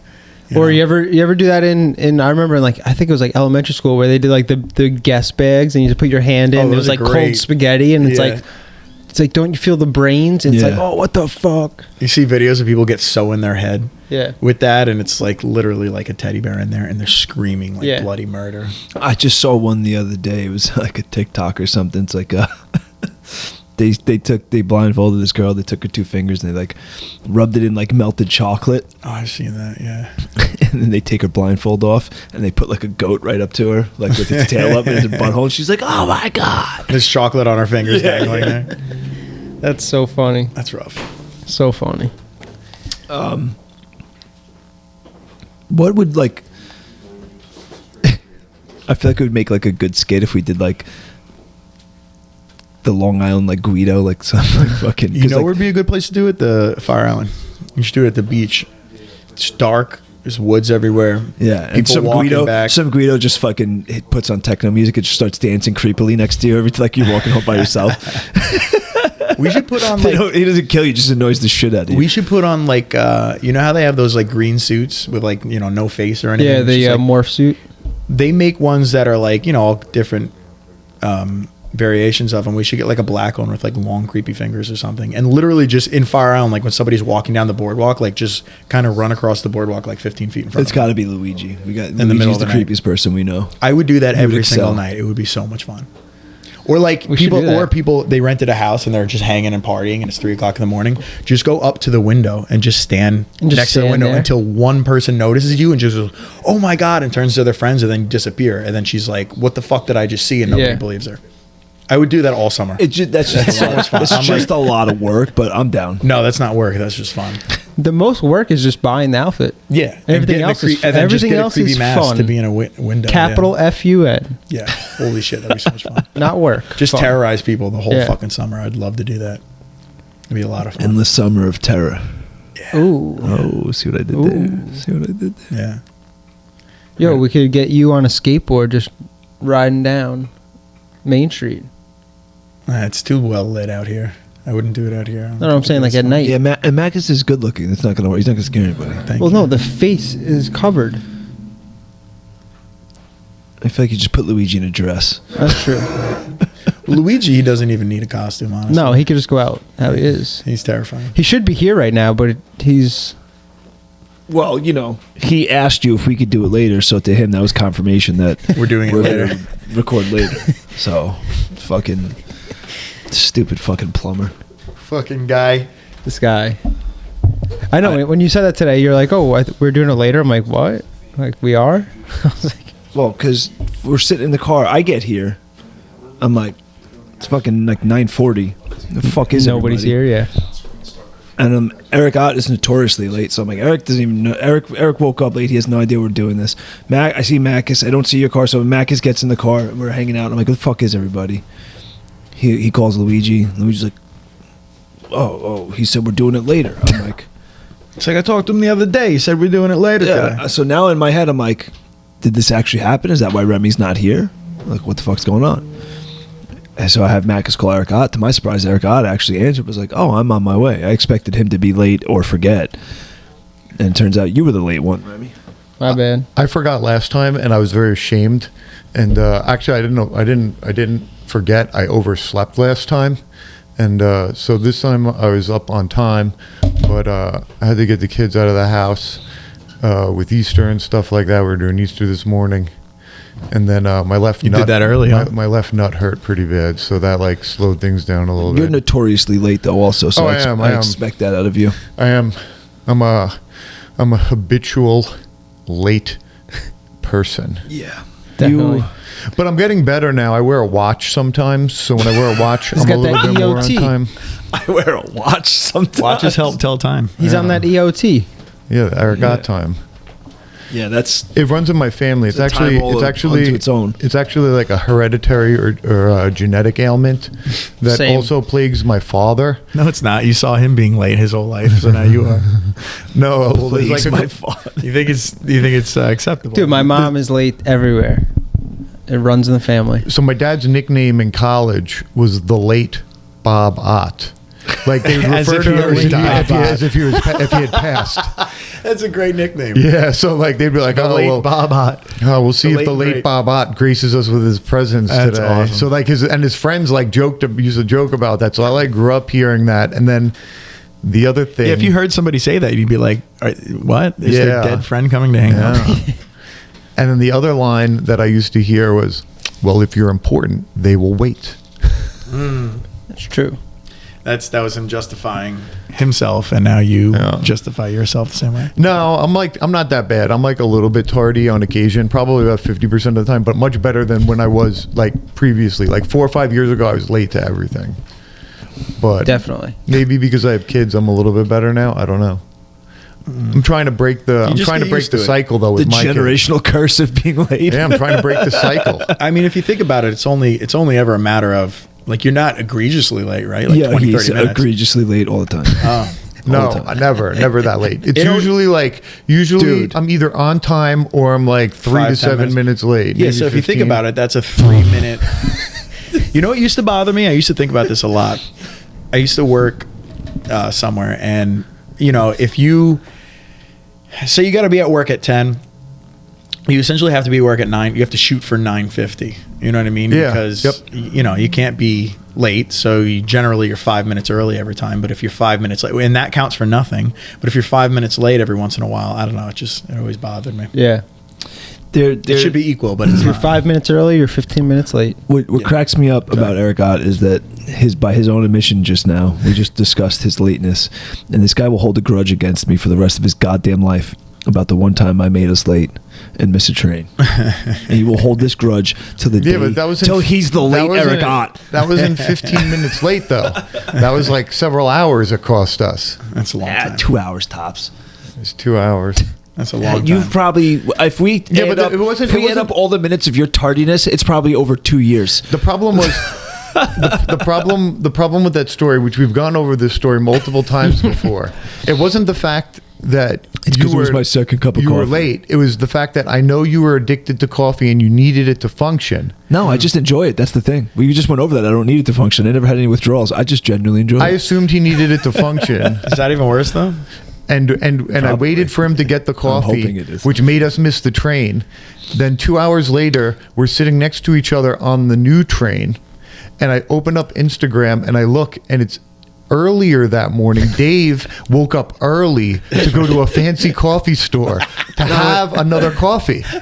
So he'd already had a It was coffee. an honest mistake, though. this I was thought the train twofer. was later. That's why. I really enjoy pizza. It's delicious. But if I'm at a random Your- airport or a train your station, late- I'm not going to Your to make lateness is like complete and utter disregard. My It is. lateness, Oh, my total. lateness It was should be expected. My lateness was an honest mistake. I thought our train was later. I thought I had the time. It should be expected, my lateness. You should work that into your plans. Dude, there was. I'm not gonna I account for it now. There was times where we were working. I won't mention what we were working, but we were working, and I'm already at work, and Eric Ott's like, "I'll be there shortly." I'm like, dude, this is a 2-man operation. Like, he's like, just hold it together, This is on network television. Jesus. This is a pay-per-view event. And the fighters are in the cage and they're announcing their names. Just hold it together. Yeah. I'll be there in 3 to 7 minutes. I might be there for the second round. That's so funny. So you want to get into Endless now? Sure, yeah. So now, I don't know if everyone knows this, but I own Island Kava in Patchogue along with my partner Ryan. And we have a new little venture that's going on in Massapequa, sort of like Island Kava 2.0. It's the upgraded version. 3.0, dude. This shit's nice. Yeah, 3.0. It's going to be called the Endless Summer Tea House. And it's on Merrick Road, right by the All-American Burger in Massapequa. And we're going to offer a whole host of delicious teas and exotic beverages from around the world. Oh, I was waiting for elixirs. Yeah. Ooh, I didn't use the word elixirs. But so we have a new nice place open up. It's a little bit bigger. Our current location at Island Cove is about 1,100 square feet. The new location is 1,600 square feet. So there's a little bit more room in there. And we spent a few pesos on the place, so it's pretty nice. And Jonathan, who's a big part of Endless Summer now, he's come up with a great list of delicious drinks. We have this real delicious, I think it's called a cavallada. Is Cavallada, it? yeah. The cavallada. He's always coming up with great stuff. Yeah, Yeah. he's got a phenomenal menu going there. We have some real fancy glasses, and everything looks very exotic. And I like how everything's garnished too. Oh yeah. It looks like This is going to be Instagrammable. Yep, this is going to be another level of kava bar that doesn't exist yet within the country. It's like everything is just a little bit nicer, a little bit more splendid, Yeah. and a little bit more delicious. Splendid. Yeah, because like when you go to like I've traveled last 2 years now a decent amount, and I've been to quite a few kava bars, and I would say other than that one that we went to in Florida, remember when I sent you the picture with Hot the Wax or the Hot Wax Coffee Shop? No, that was us, Eric. No. Remy wasn't there for that. Okay. No, I forget what the That name of was the a good place one, was. though. But when I sent you the picture in the Oh, bathroom yeah, with the chick's ass, Yep. that was like, I would say the nicest kava bar I've been to up until I went to Endless Summer. But like, it was very like modern, you know. Like all the other kava bars I've been to are like kind of dark, dungeony. Yeah. Like it's like I almost feel a little sketchy, like I'm doing something That's illegal. what the one in the city's like. It's the only other one Yeah. that I've ever been to. Yeah, and but when we went to that one in Florida, that shit was really nice. Like bright, open windows, and it's like it felt really nice and like modern. I thought Hot Wax was really good, that one in Tampa. I thought that was a cool place. Yeah, Hot Wax in Tampa was a pretty nice one. We also went to that other one. I don't remember the name. The Spookeasy was pretty neat. Did you go to that one with us? I don't think I was there for that one. There's some cool kava bars Yeah. out there. Was that in Florida? So what is the Yeah. goal? Is to be like like a higher level, like You know what?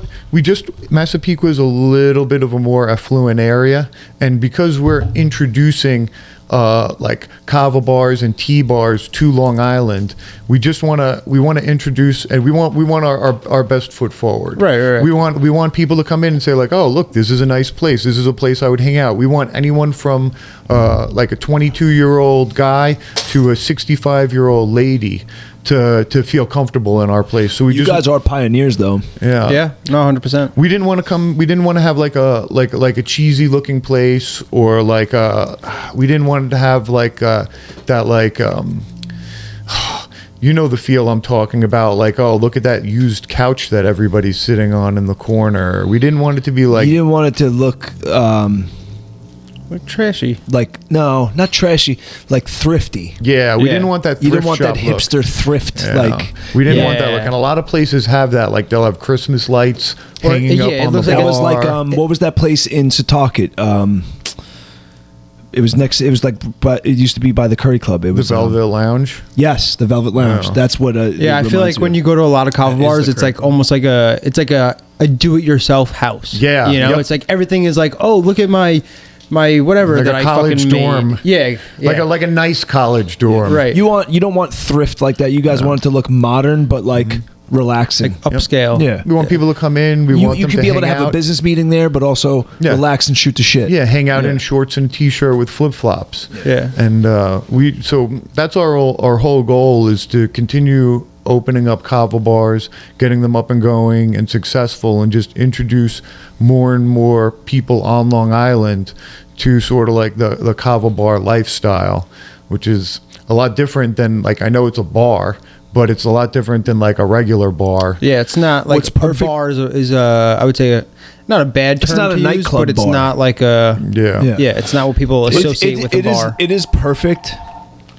for the people that are kind of I don't want to say like transitioning, but like, you know, when you're young, you're 18 to 21, 22, 23, it's like your whole goal is to get out and fucking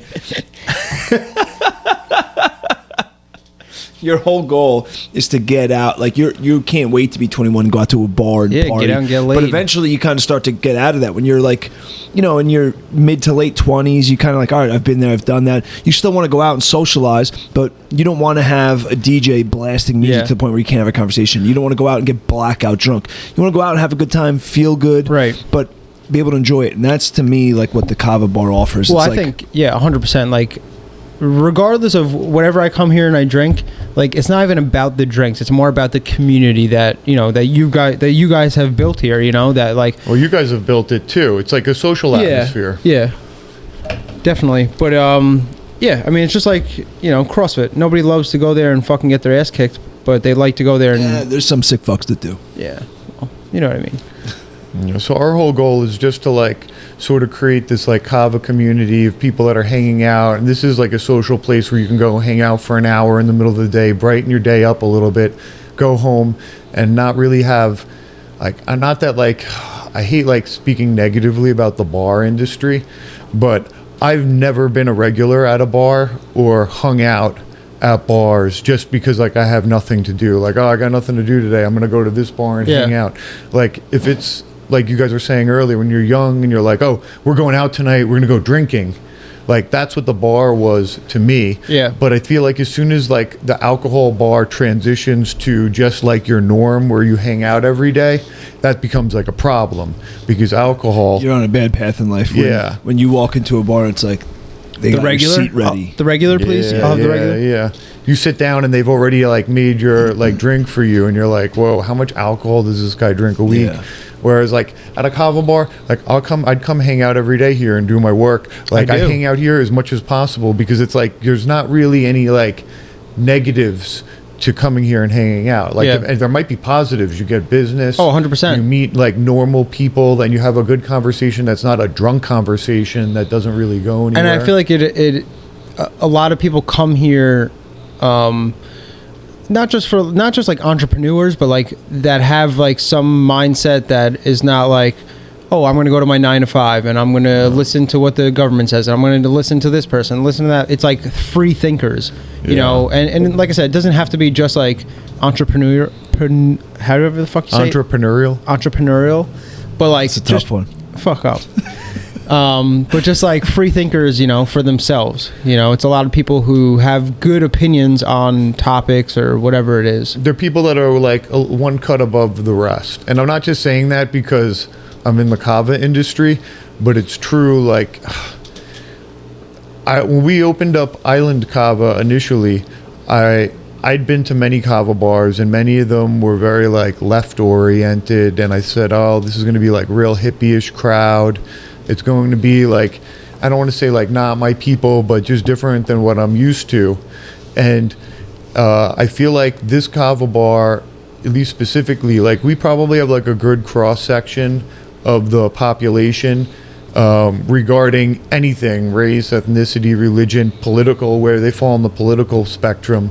But It's diverse. Very it is diverse. very diverse. But identity-wise, before all those people, no matter where they fall in whatever realm it is, they're all like, fuck the government. Yeah. That's like at the top of their beliefs pyramid. Like the government is not going to help us. Well, Right. without saying too much, this was like a sanctuary at Oh, a certain Oh, point yeah. in time. Yeah, that was Yeah. and that was one of the things that Ryan and I sort of like prided ourselves with, like, hey, we sort of figured out that like we don't have to close, and just based upon how the political and bureaucratic framework of how the COVID type laws and restrictions were being applied, we sort of skated through, and they were for the most part largely unable to punish us.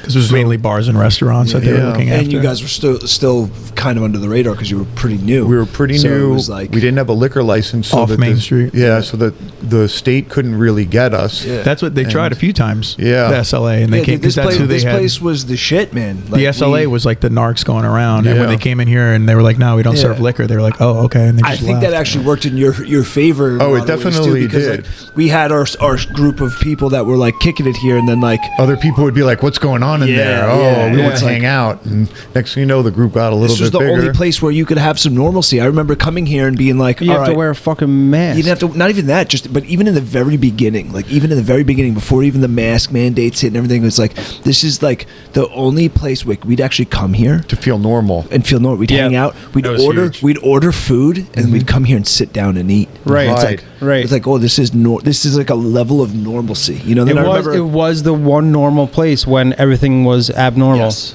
Yes. You know? And yeah, then as the obviously as it wore on, like the mask bullshit that wasn't happening here. Yeah, and, we like, never enforced any of that, and when they started coming and like starting to talk about like round 2 of the lockdowns, round 2 of the masks, Ryan and I just made the decision, fuck that, we're never closing, never again will we ever acknowledge anything like that. We're common sense and based off our logic only. Yeah. Fuck the government. Yeah, I mean it's great, and like it's worked for you guys, and it's gonna continue to work. It was It's such something a- I'm actually like really proud of. Oh, like you should be. in like hindsight, like at the time, I just sort of felt like, all right, like I'm doing like what I think is right, but I didn't realize like when they were like, oh, shut down, oh, everyone has to wear masks and stuff like that.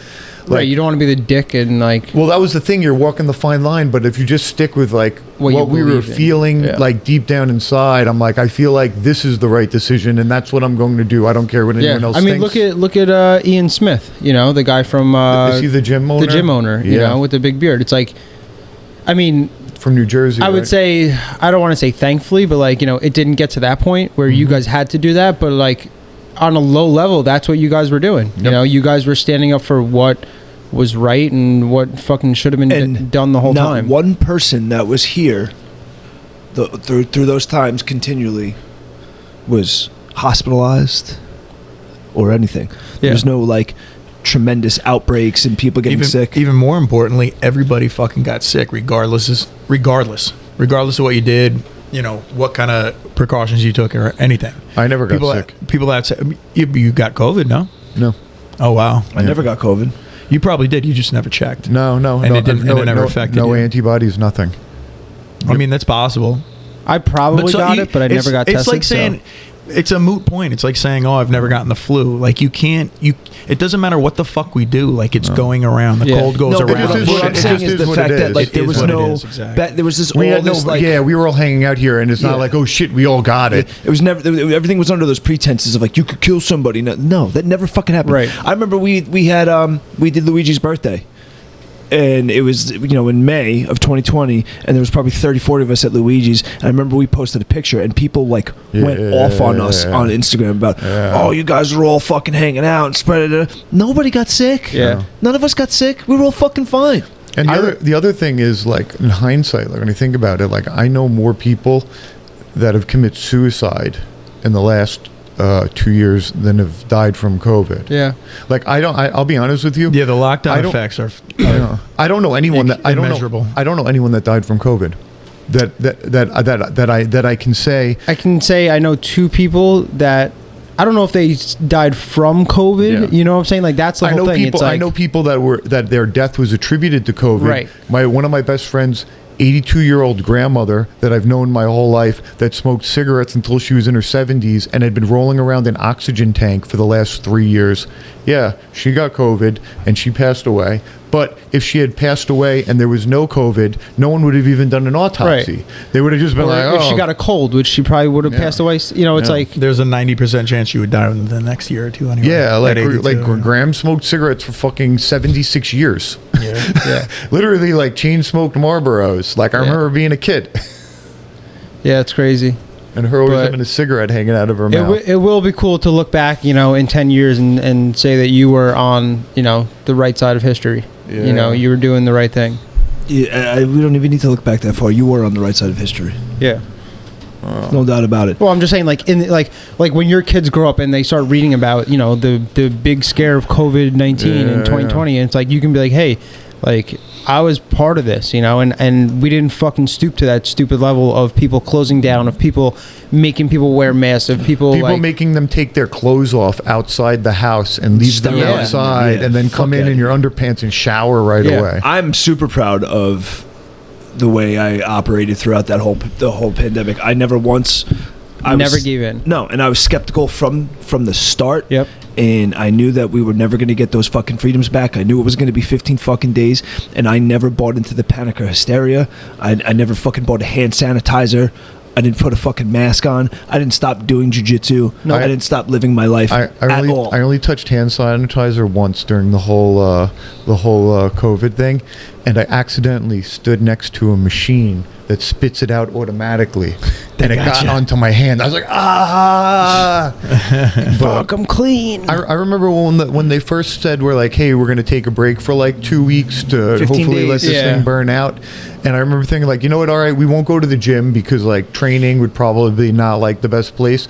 And I remember thinking like, I remember telling my wife, Denise, I'm like, yo, at some point, if this shit's real, we're gonna know some people that go and like drop.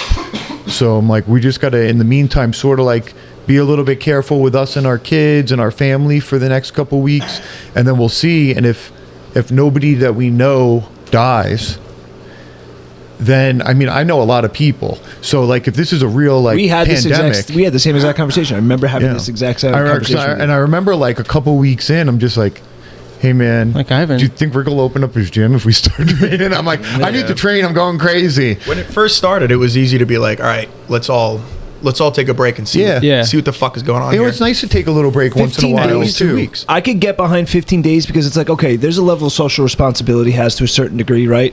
And it's like, okay, if this is what they say it is, okay, I get it, and I don't want to overwhelm the hospitals. That makes sense to me, right? But like, after 15 days, our social contract was up. Yep. And The way you that know, just like be- what you it were became saying, more obvious as time went on. yeah, and like what you were saying too, like I was expecting, like, yeah, we're gonna know people that are gonna die. Or the biggest thing to me, absolute biggest thing to me, when I realized, like, okay, my initial suspicions were correct. There was no treatment. I remember hearing people tell me, like, oh, my mother tested positive. Yeah, you just say that. Well, just what stay they home. do for her? They just sent her home. Like, oh, okay, so this is bullshit because there's nothing. They're not doing anything. There's no treatment. That's not real to me. You don't not treat a disease. For You can't avoid the flu. You can't avoid the cold. nope. No matter what we do, Nope, never. it's impossible. So just stop. Yeah, but once I heard that, where I'm like, okay, this is supposed to be this deadly pandemic, and people are testing positive and just being sent home with no treatment. I'm like, this is horseshit. Right. Let's go to the gym. 'Cause I'm Yeah, done. I never closed my personal training business. Like, I have a gym in my house. I was training clients the whole time. I was actually renting my gym out to other people to come and work out. You know, they would just pay like a regular gym membership. They would come and work out. And, you know, thankfully, like, I remember my mom was like, oh, you know, it's going to get bad. Like, you know, we're not going to have food. We're not going to have this. We're not going to have that. I'm like, all right, cool. I went out back, made a chicken coop, got chickens, and I didn't go to the supermarket once during the entire pandemic for 2 years. It's awesome. Yeah. I almost like, I enjoyed those training sessions more too. Me We had too. to train in There's that secret. small group of us, and it was Back like, door. Yeah, like, it park was in like- the back. Don't Yeah. let anyone see Yeah. you. I used to ride my bike to Yeah. but we were the ones Freedom. fucking doing it, you know. And like, I had a small sense of like pleasure and pride in that. Like, I tell people, like, other than the forced, imposed changes on my life, I didn't change one goddamn thing about my life during the pandemic. nope, nothing. Not one. And here we are. And what I find really interesting is they talk about like the anxiety level, how like, the general overall anxiety level of our population is increased due to COVID and everyone being worried and the masks. And when I actually sat down and thought about that statement, it wasn't COVID, it was the government. It was the imposition 100%. I had no anxiety. Repercussions. Yeah, by June of 2020, I had no real fear of COVID whatsoever at all. But what I feared were what is the government going to take from us that I'm never going to get back? Right. How is this going to, how many years is this going to financially set me back? Yeah, how many fines am I going to get for just living my life? If the media didn't run fear porn all day, no one would even know COVID existed. Right. Yep. No one would have any idea whatsoever. There weren't more deaths. And I openly mock people that say the contrary. mortality rate is we have to be careful. I'm like, nah, you're just afraid and you like being afraid. It's part of your hysteria. And they get you can tell when you call them out on it, and they're like real, some of them don't even realize that they like to. Right. It's until like, you like call being them the out. best Until you rule call them follower. out. Oh, I'm the best rule follower. It's like what we were talking about before with the average person, how they're just When you put it like that, they're it weak and sounds so comfortable. fucking That's what it is. I know, but I've never even you don't think Look of at it me. like Look that. how much I follow the rules. The average you person can is remember so- a kid like that in your class. It's a fucking jerk off. The Like average that. person is so weak it's and true. comfortable that where they exert their strength and will is through politics. So they find situations like this are opportune for them. It's where they can right. exert their force. It allows them to through shine politics. because in the Through the normal state. pecking order, they're somewhere at the bottom. Yeah. But when somebody creates a framework that they can adhere to Right. and try to push on to others, that's a framework that they feel comfortable with. Take a false moral high ground. Yep. Just like you said, it's like that one asshole in your class. It's like It's that Jordan Peterson quote, if you think strong men are dangerous, just wait until you see the evil that weak men are capable of. that's a great quote. Because this gave so many people who otherwise would have never been able to pipe up and talk the way they do, because they would have faced repercussions. Now they had the narrative and majority on their side, where they're allowed to pipe up and not face the repercussions they would have otherwise faced, Right. Exactly. and make themselves feel important and take pleasure in being the fucking little rule followers. It's no coincidence that it came simultaneously with the BLM protesting. Do you remember all the videos of gangs of people going to people eating outside, raising their fists and Yep. screaming at them, saying, "Raise your Yeah. fucking fist Yep. right now"? Those been images are no different than the Chinese cultural. How come they never come to me and do that? I'm never Yeah. like the person All that's those given the people- 'cause opportunity. They're weak people, and they only do it because they're in a gang, Yeah, they were doing it to fucking and they do it to other middle weak class people. idiots in the Upper East Side because they know they're soft little fucking comfortable bitches. Yeah. But the one guy that comes out on his lawn with a machine gun with his wife, Yeah. Not his lawn, on the lawn of his mansion. yeah. She's holding the pistol, he's holding the AR. Yeah, and they looked like Southern Texas aristocracy. They were like GTA characters. Yeah, Old money. she had giant fake boobs and great blonde Oh, hair. yeah. They were dressed to the nines. Wine drunk at 3 p.m. on Xanax. Yeah, y'all want some? I'm gonna shoot you, and then I'm gonna run you over with my Bentley. They've been waiting for this moment for decades. Yeah. Shit. Yeah, all that.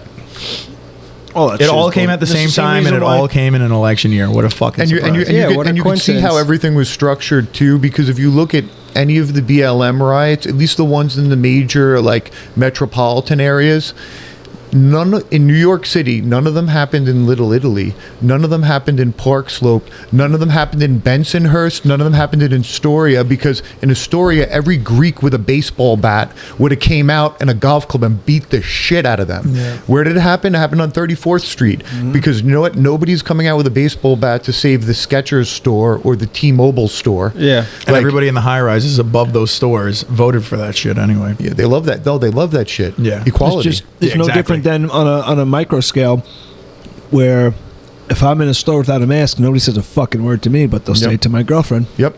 Yep. Well, that's like where did they go? Oh, when they went to Parksville, upstate, right? upstate. Yeah. Nick and who walked in?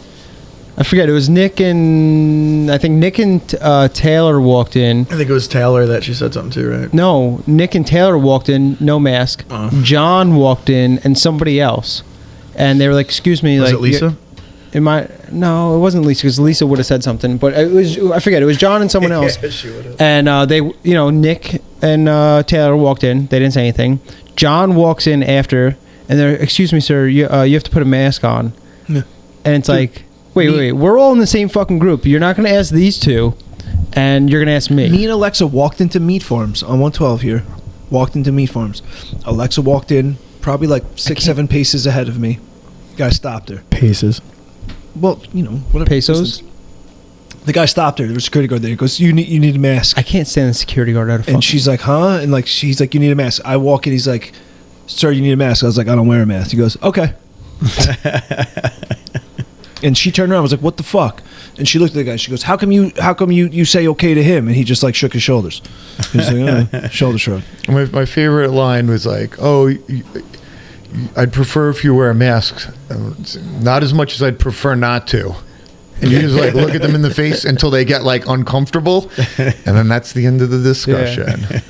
So funny. Or you're just like, they're like, "You have to wear a mask." You're like, "Nope," and then just keep walking and ignore them. Now here's my question that I have for all of you. What do you think? What do you think that Did you is? hear that? Is that the Mothman? That back there? noise? It might be the diaper man. Oh, it's the ice machine, I think. Oh. What is the chances you It guys is. think in your mind that they try to roll this back out in round 2? 100%. Oh, they're going to try this year. Whether it's COVID or a different strain. There'll be something. They'll probably have a different strain. I mean, I hope we get a They've real. had different strains. Listen, I've been in favor of some type of form of population control for about a decade and a half. So, what I'm most disappointed at over the last 2 years is the lack of deaths. Literally, what I'm most disappointed. Traffic has not improved at No, all. No, it got worse. We've subjected ourselves to so much fucking imaginary torment, and we've had absolutely no benefit. Like, there's an upside to anything that happens, but because nothing actually happened, we got no upside. So that's how you can tell COVID is like make believe. Like, if this was like a real, say this was like the Black Plague, we lost 15% of the population. That means 15% of the traffic would be eliminated on the Long Island Expressway. We that got means more. That means there would be less people living on Long Island, so the cost of housing would go down. It would be like, that would be an ancillary benefit of there being a pandemic where many people died.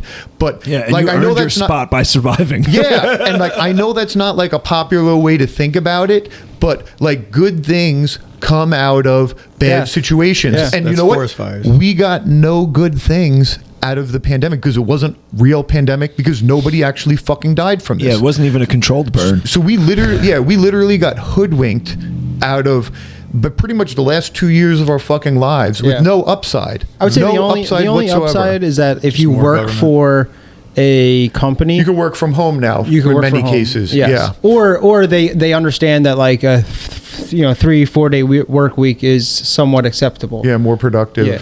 I would say that's the only thing. I would But, say like, that if is a you're- good takeaway. If you're an entrepreneur, like, or you work for yourself, it's like. But great. I wanted people to fucking doesn't die. I help wanted me. people to die though.